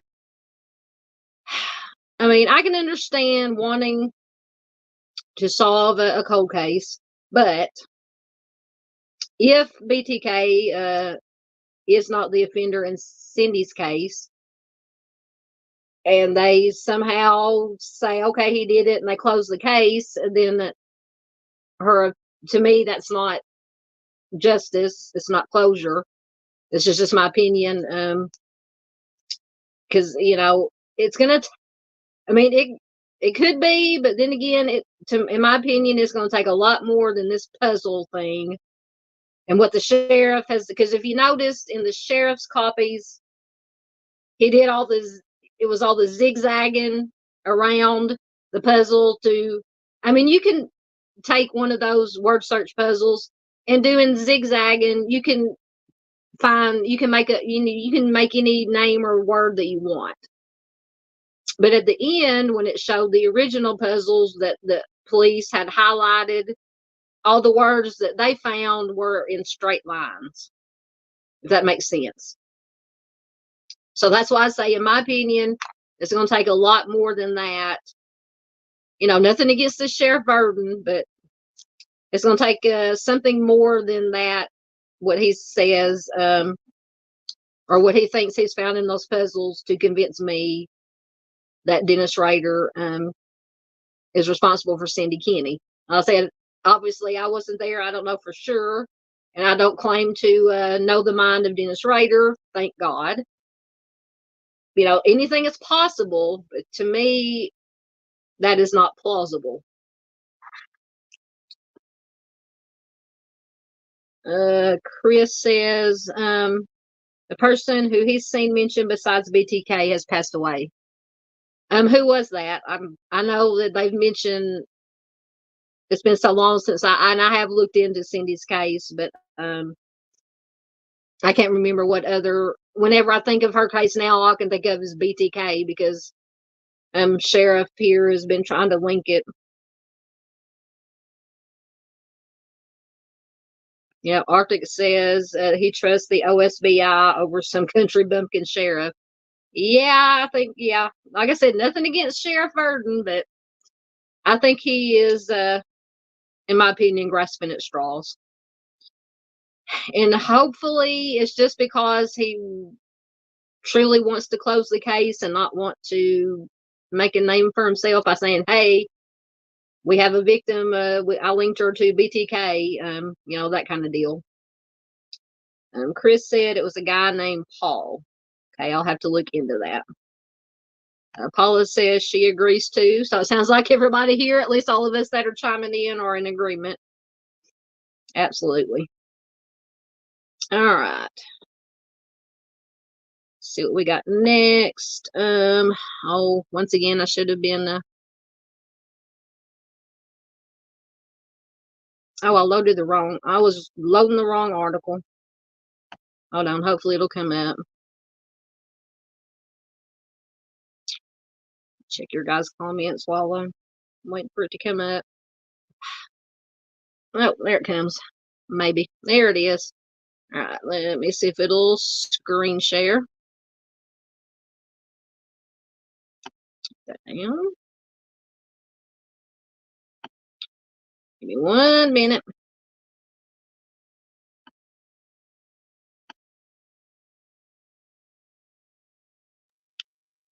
Ooh, almost closed it out. There it goes. All right. Let me change my layout again. There we go. All right. This is from CBS News. It is from April of this year. And it says, a remains believed to be missing girl and mother found after man on deathbed confesses to cold case killings, West Virginia police say. And let me see if it's actually, there it is. Actually loading the article. All right, it says, the remains believed to be that of a woman and her daughter who have not been seen in nearly 24 years were found at a southern West Virginia home on the same day that the girl's alleged offender passed away while imprisoned, according to state police.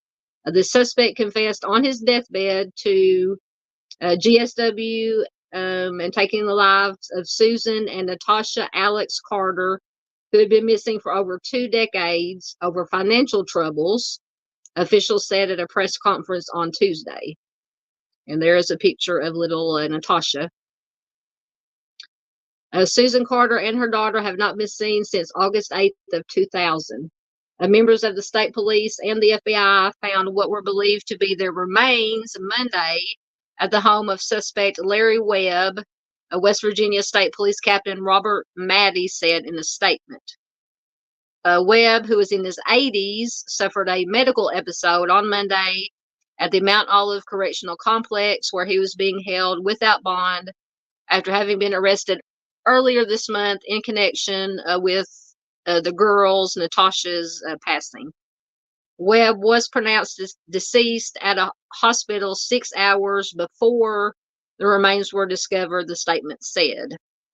At the time they went missing, Susan Carter, 41, was in a contentious custody battle with Natasha's father and had told him that he would never see his 10-year-old daughter again, according to an FBI flyer from back then. Carter and her daughter were apparently living in Webb's house, the man who supposedly confessed, when they disappeared, news outlets reported.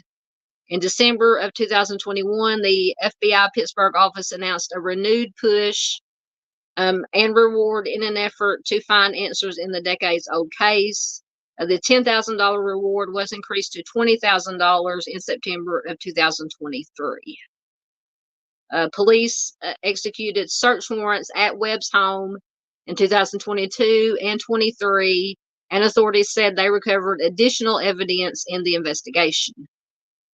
During one of those searches, Webb told news outlets he did not know what happened to the girl and did not know when he last saw her. I don't remember, Webb said. I have dementia. I can't say exactly. Raleigh County Prosecutor Ben Hatfield told a local news outlet that Webb allegedly had noticed his finances were out of order and that a violent DV situation ensued. Officials said that he GSW'd Susan Carter because he had money go missing and thought that she had spent a lot of money, a CBS affiliate reported. Authorities said Webb GSW'd and killed her daughter, quote, to avoid detection for having taken the life of Susan, the mother. Webb was indicted last October, on a homicide charge in the girl's disappearance and held at a medical facility, according to a local news outlet. He was then arrested on April 12th after being medically cleared for incarceration, Hatfield said.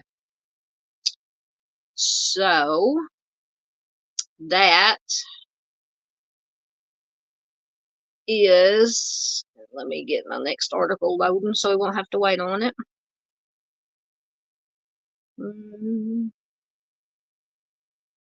All right. That is the, and I had heard a little bit about this case before I came across this article.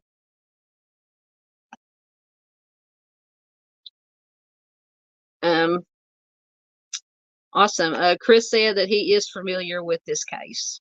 Excellent. Yeah, like I said, I had come across maybe one or two articles a long time ago about this, but this one with this Webb guy that said or he allegedly gave a deathbed confession, and they did find the remains. 4 hours they said or so after this deathbed confession, he passed away. So I'm assuming he told them maybe where they could find the remains. I'm just assuming. I don't know. All right. Let's see what we got next. This is Joshua Dee Bradford, and I think I don't know if Arctic is still here. I think Arctic did a video not too long ago or at some point about this case. Or maybe, oh, Chris said, I think I brought it up to you. Are you talking about the case before Natasha, the mom and daughter?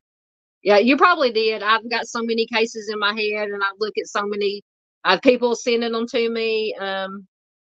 What I find on Facebook, what I find on Google, I can't keep straight where I hear about cases from. But if you did mention it to me, thank you, Chris. I appreciate it. But I think, like I said earlier, I think Arctic, I'm pretty sure he has, I'm not 100% certain. He has done maybe I saw a flyer where he had put rest in peace about Joshua's case. So let's see if, yes, it did load. Okay. We'll get the information about Joshua's case.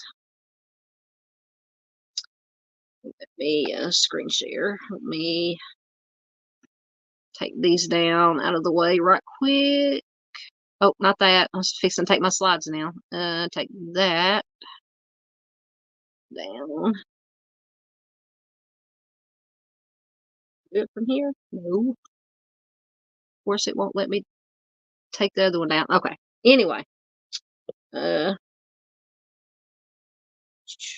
what I was doing. Imagine that.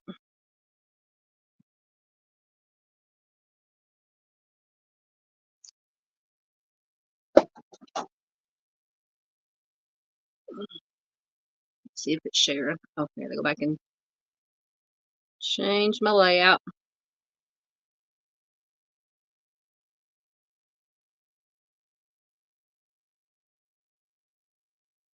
Well, it was up. Hold on, guys. Oh, my goodness. Hold on.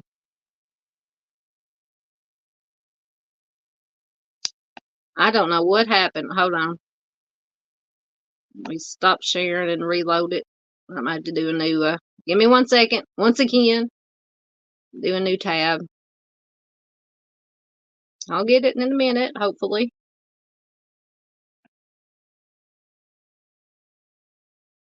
Maybe.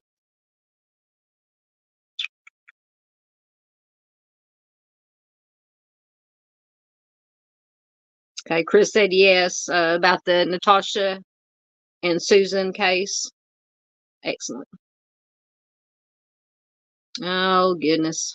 It's not good.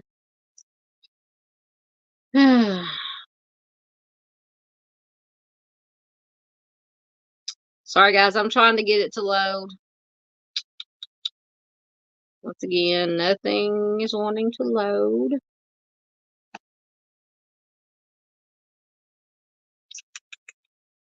It's trying. It's like the little engine that could. It takes it a minute.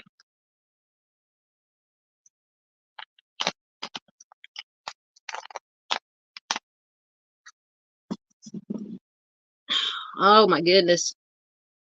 Maybe. Oh, now I've lost StreamYard on my... Everything went down at one time. Now I've lost StreamYard on my computer again.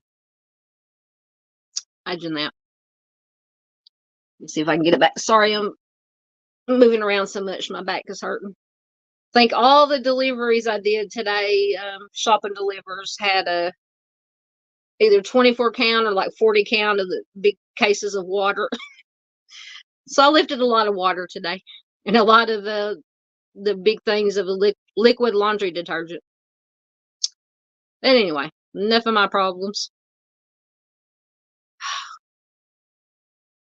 Guys, have anything you want to talk about? Chat amongst yourselves. Smoke them if you got them. Because right now, nothing is working. Let me take down StreamYard and see if... let me put my slideshow back up there. Because I got nothing. Nothing loading. Oh, come on.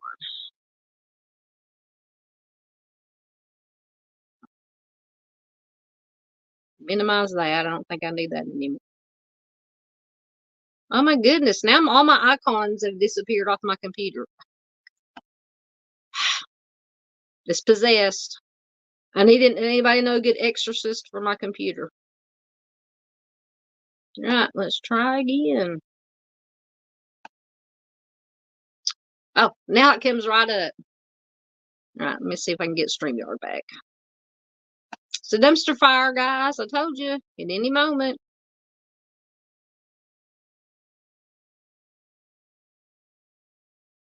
All right, I'll just read you the article while I'm waiting to see if StreamYard will come back up.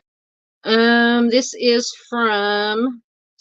This is new information on 2022 missing persons case leads authorities to human remains.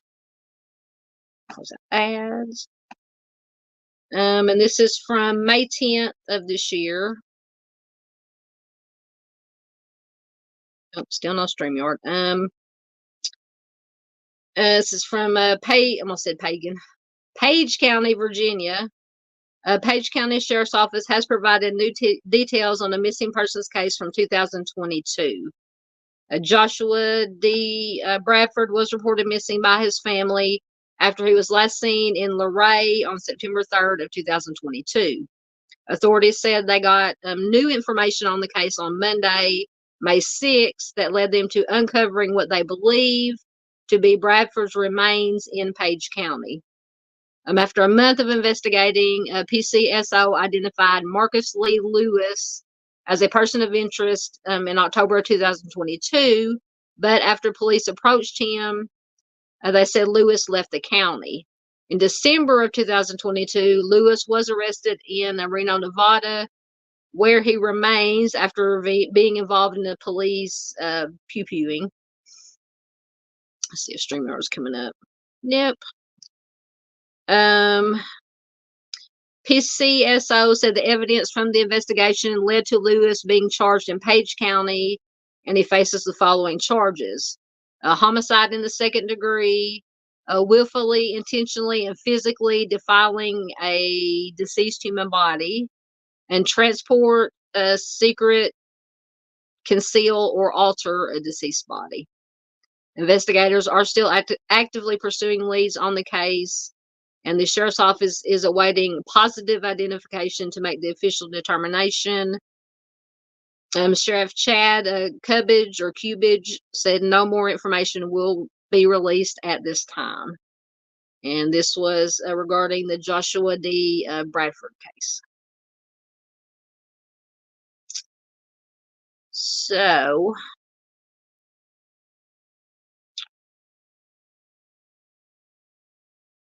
my other article loading.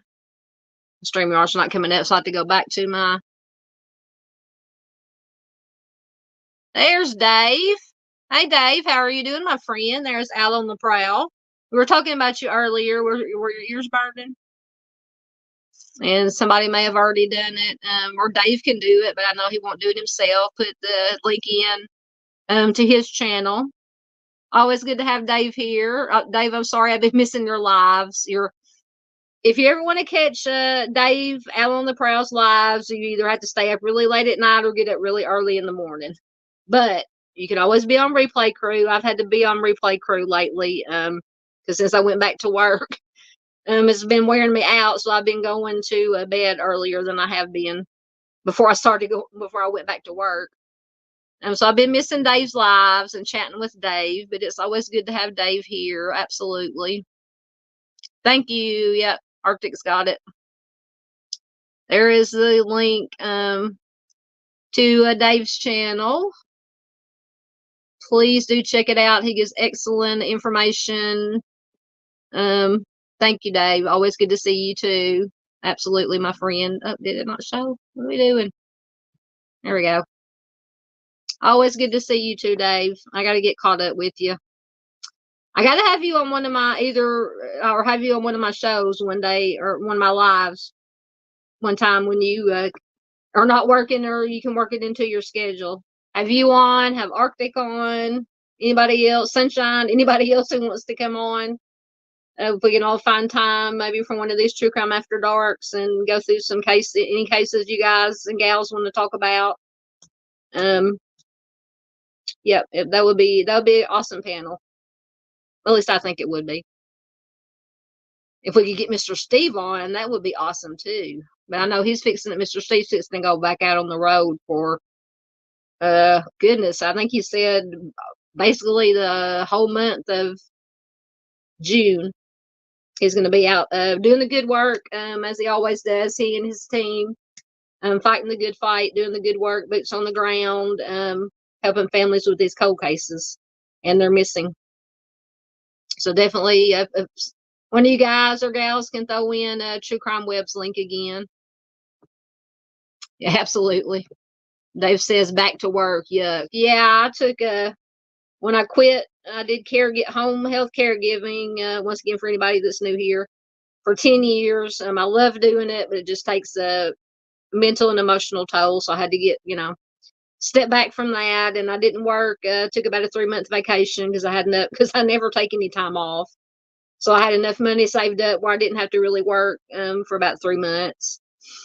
So I took about a 3-month vacation, which I loved.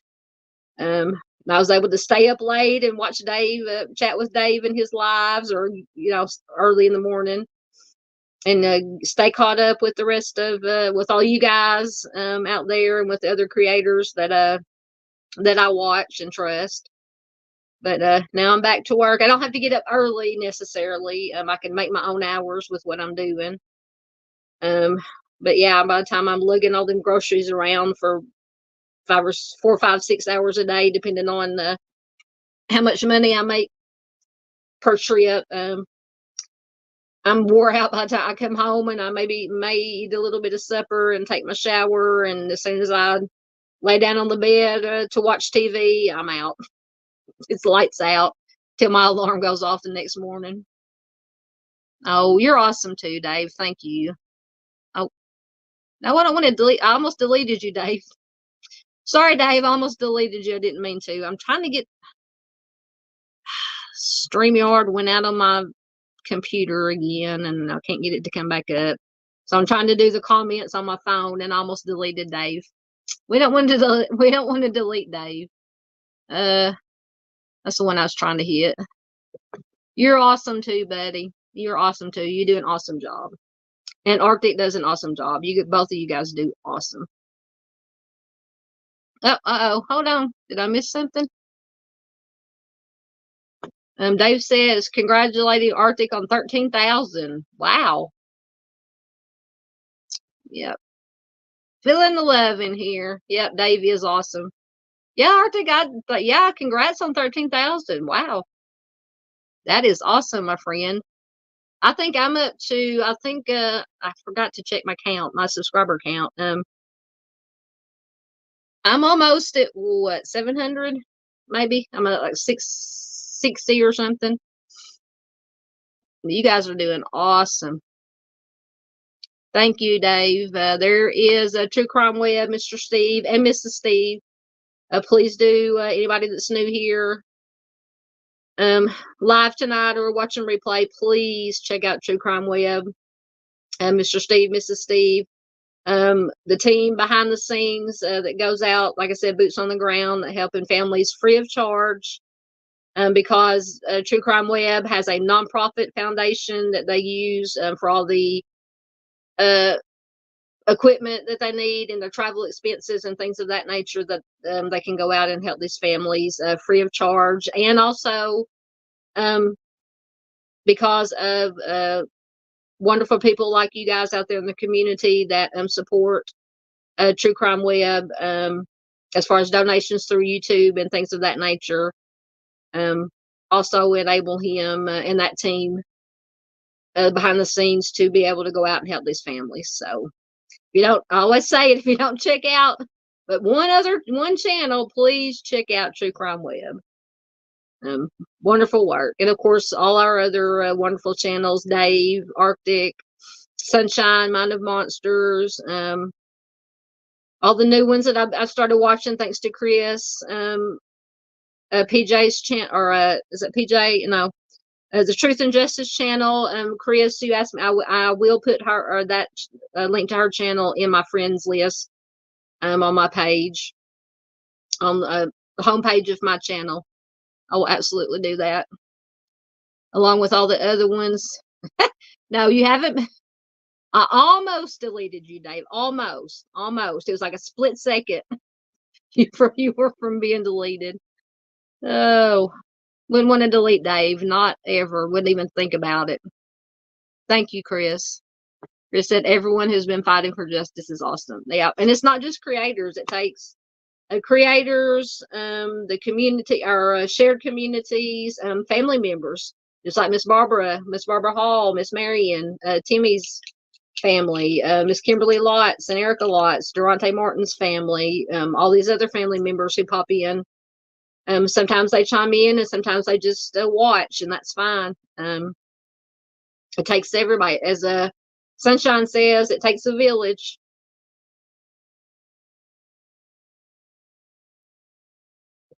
Yes, Lighting the Way Home. Yes, you have Lighting the Way Home on YouTube. Yes. And that's the one that you wanted me to, that I was going to put in my friends list, right? I'm sorry. I'm telling you, all the heat, being out in the heat today, lugging all that water around is frying my brain. I can't remember. I know you mentioned it to me. I just want to make sure. But I can put, if that's not the one, I can put both of them. I can, most definitely. All right, let's see if my article ever loaded. Oh, it did. No, I don't want to sign up for the newsletter. All right, since StreamYard's not coming up, y'all just have to, oh, I forgot to advance my slide. Let me see if I can advance my slide. And hope it is the right. Oh my goodness, what is it doing? Hold on. Okay. Hope it is the right slide because it's cutting it off on my phone. I can't see the slide. I forgot what the name. This is about the Chandice Cochran case from West Virginia. So this article comes from WCHSTV.com, and it is from the 8th of this month. New search in Braxton woman's mysterious 2019 disappearance conducted in Clay County. The state police served a search warrant at a property in Clay County on Tuesday in connection with the disappearance of a Braxton County woman who's been missing since 2019. Sergeant Douglas Gordon, who is investigating Chandice Cochran's disappearance, alongside Senior Trooper Logan Cox, confirmed the execution of the search warrant to Eyewitness News. Gordon said members of the West Virginia State Police Crime Scene Unit, searched a home and surrounding property in the 9100 block of Whitendale Road all day Tuesday. Gordon said evidence recovered was sent to the State Police Crime Lab and also confirmed no remains were found at the property. He did not specify what was recovered. The property belongs to Jonas Schaefer, who I believe is on the right-hand side of the slide, who Gordon said does not currently reside at the home. He would not comment on Schaefer's connection to the case.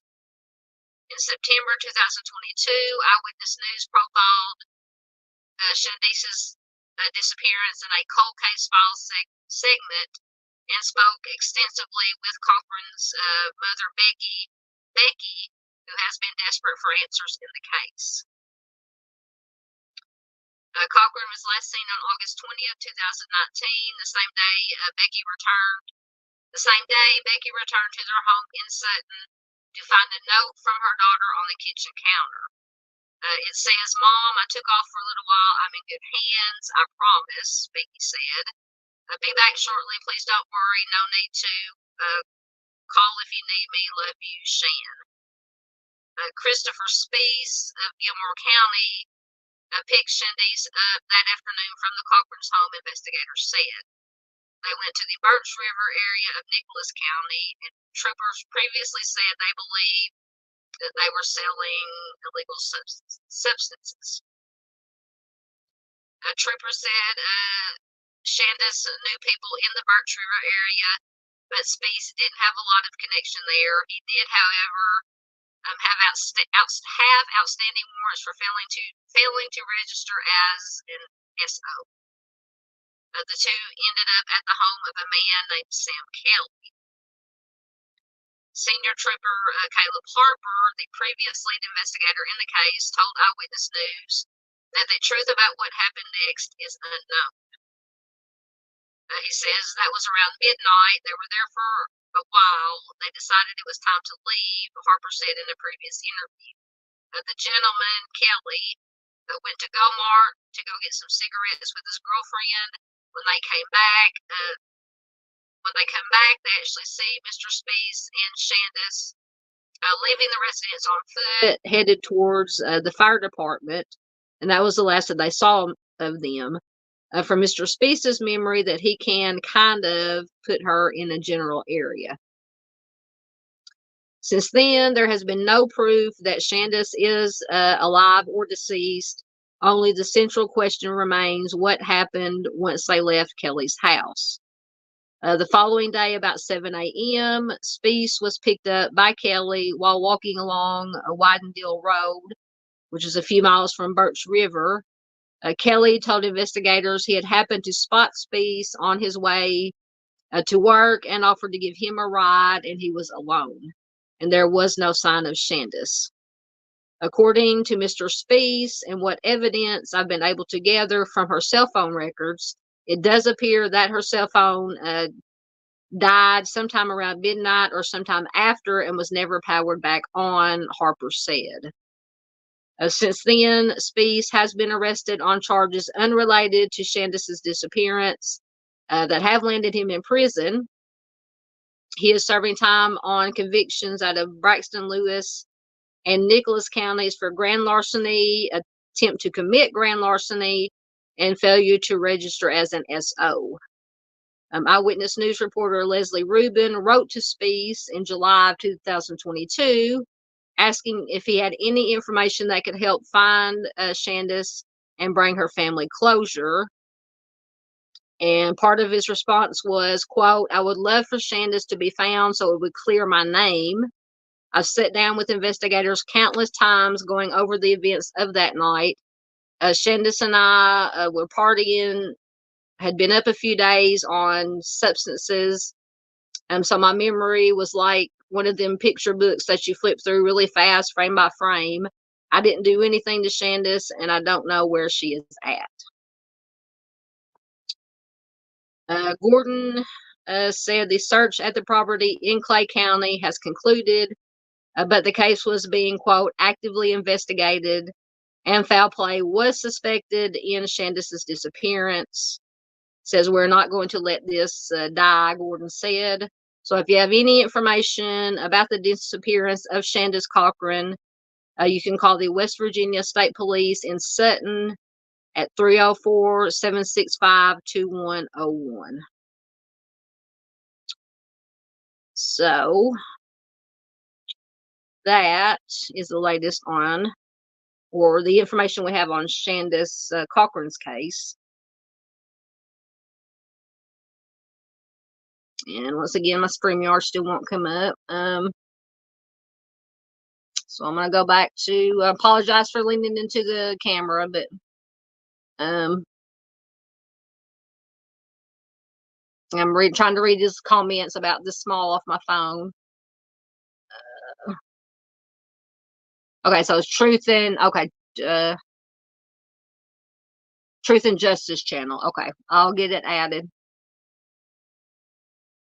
Absolutely. Dave said getting answers and spotlights on cases that don't always get the spotlight is important. Absolutely.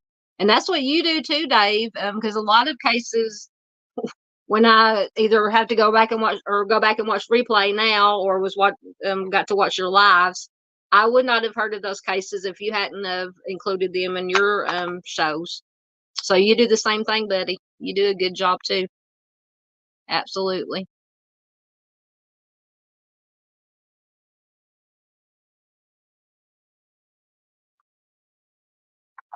Yes, Chris makes a point, says there are many channels that are trustworthy and reliable and don't go after families. Absolutely. Those are the, if I try out, if somebody suggests a channel to me, or I'll turn my cam off for just a second. I feel like I'm leaning into but if I come across a new channel I've never watched, I can usually tell. I'll go in and just pick a video or a live stream, a replay to watch. And I can usually tell within the first 2 seconds if it's a channel worth watching. I don't do the family bashing, victim bashing, drama, conspiracy crap. So I stay away from those channels. And I think most of my community and other creators that I do trust and do watch are very, like Chris said, very trustworthy and reliable. And that is what I stick to. Absolutely. Sorry if you hear me slurping on my Coke here. So thank you, Chris, for that. Absolutely.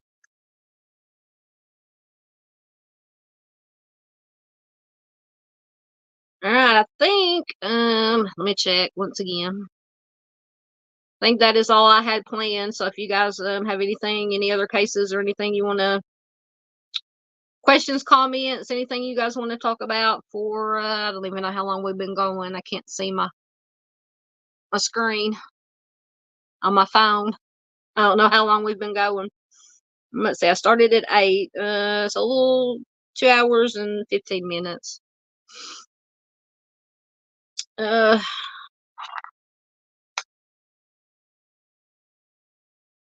Wish I could get my StreamYard. It's so much easier to control stuff through. Oh my goodness.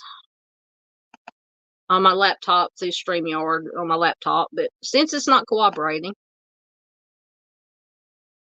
You're welcome, Miss Paula. Absolutely. Good to have you here. I hope I didn't scare you off, and I hope you'll come back, Miss Paula. Most definitely. It was a pleasure having you here, ma'am. No, I don't think it's going to make it even worth it to try to bring StreamYard up. All right, I'm going to do a little bit of if anybody wants to get last comments in, questions, anything, I'll do a little bit of shameless plugging, and then we might get out of here if nobody has anything else. I can go to the right thing here.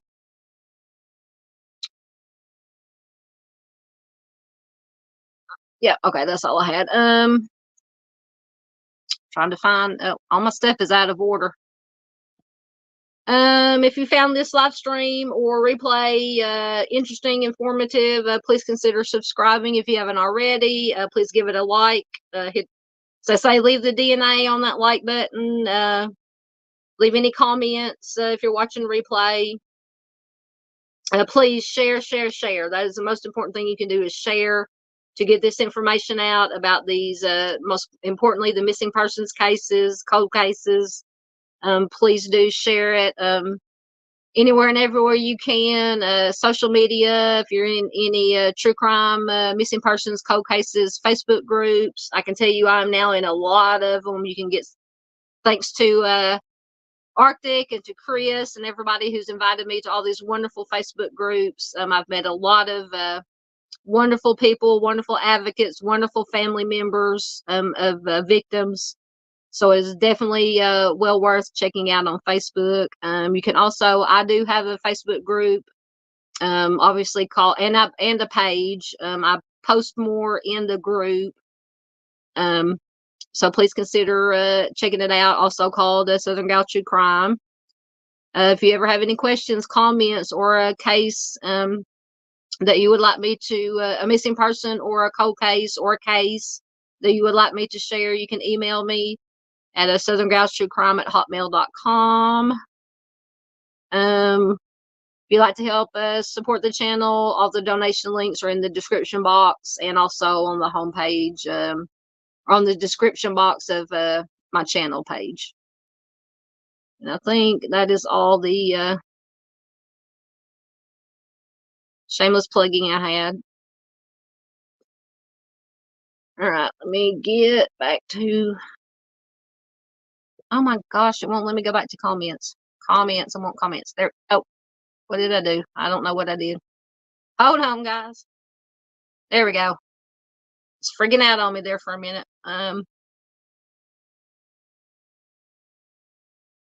You're very welcome, Paula.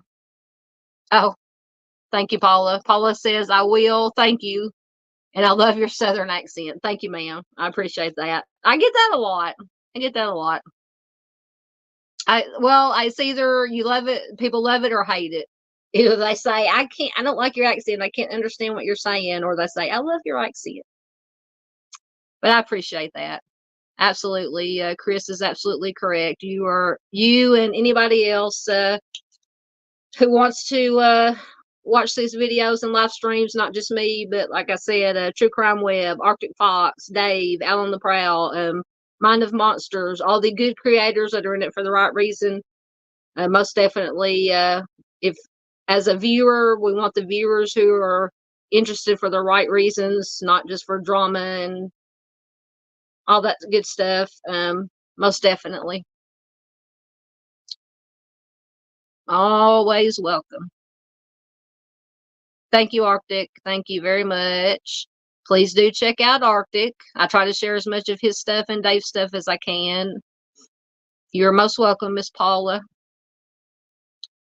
All right, guys. I think we're going to get out of here for the night because my voice is about to give out and my back is giving out to go lay down.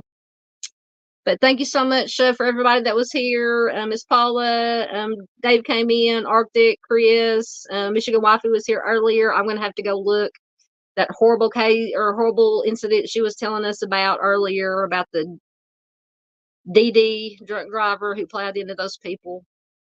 I'm trying to remember who else was here earlier. Oh, Michelle C, another wonderful mod. Thanks to all my, not my mods that were in here and creators. Michelle, Arctic, Chris, Dave, anybody else who has a wrench. Thank you guys for helping out. It is very much appreciated. Anybody watching on replay, thank you so much. Love my replay crew. Everybody who was lurking, love you guys too. So what's today? Saturday. Monday, I will have a missing person Monday, probably, or a video premiere on Monday, like I usually do Monday evenings. Making sure I'm not missing any comments. Absolutely. Thank you, Dave says, always like, share, and sub. Thank you, Dave. Absolutely. I'm going to get up to comments that I hadn't seen.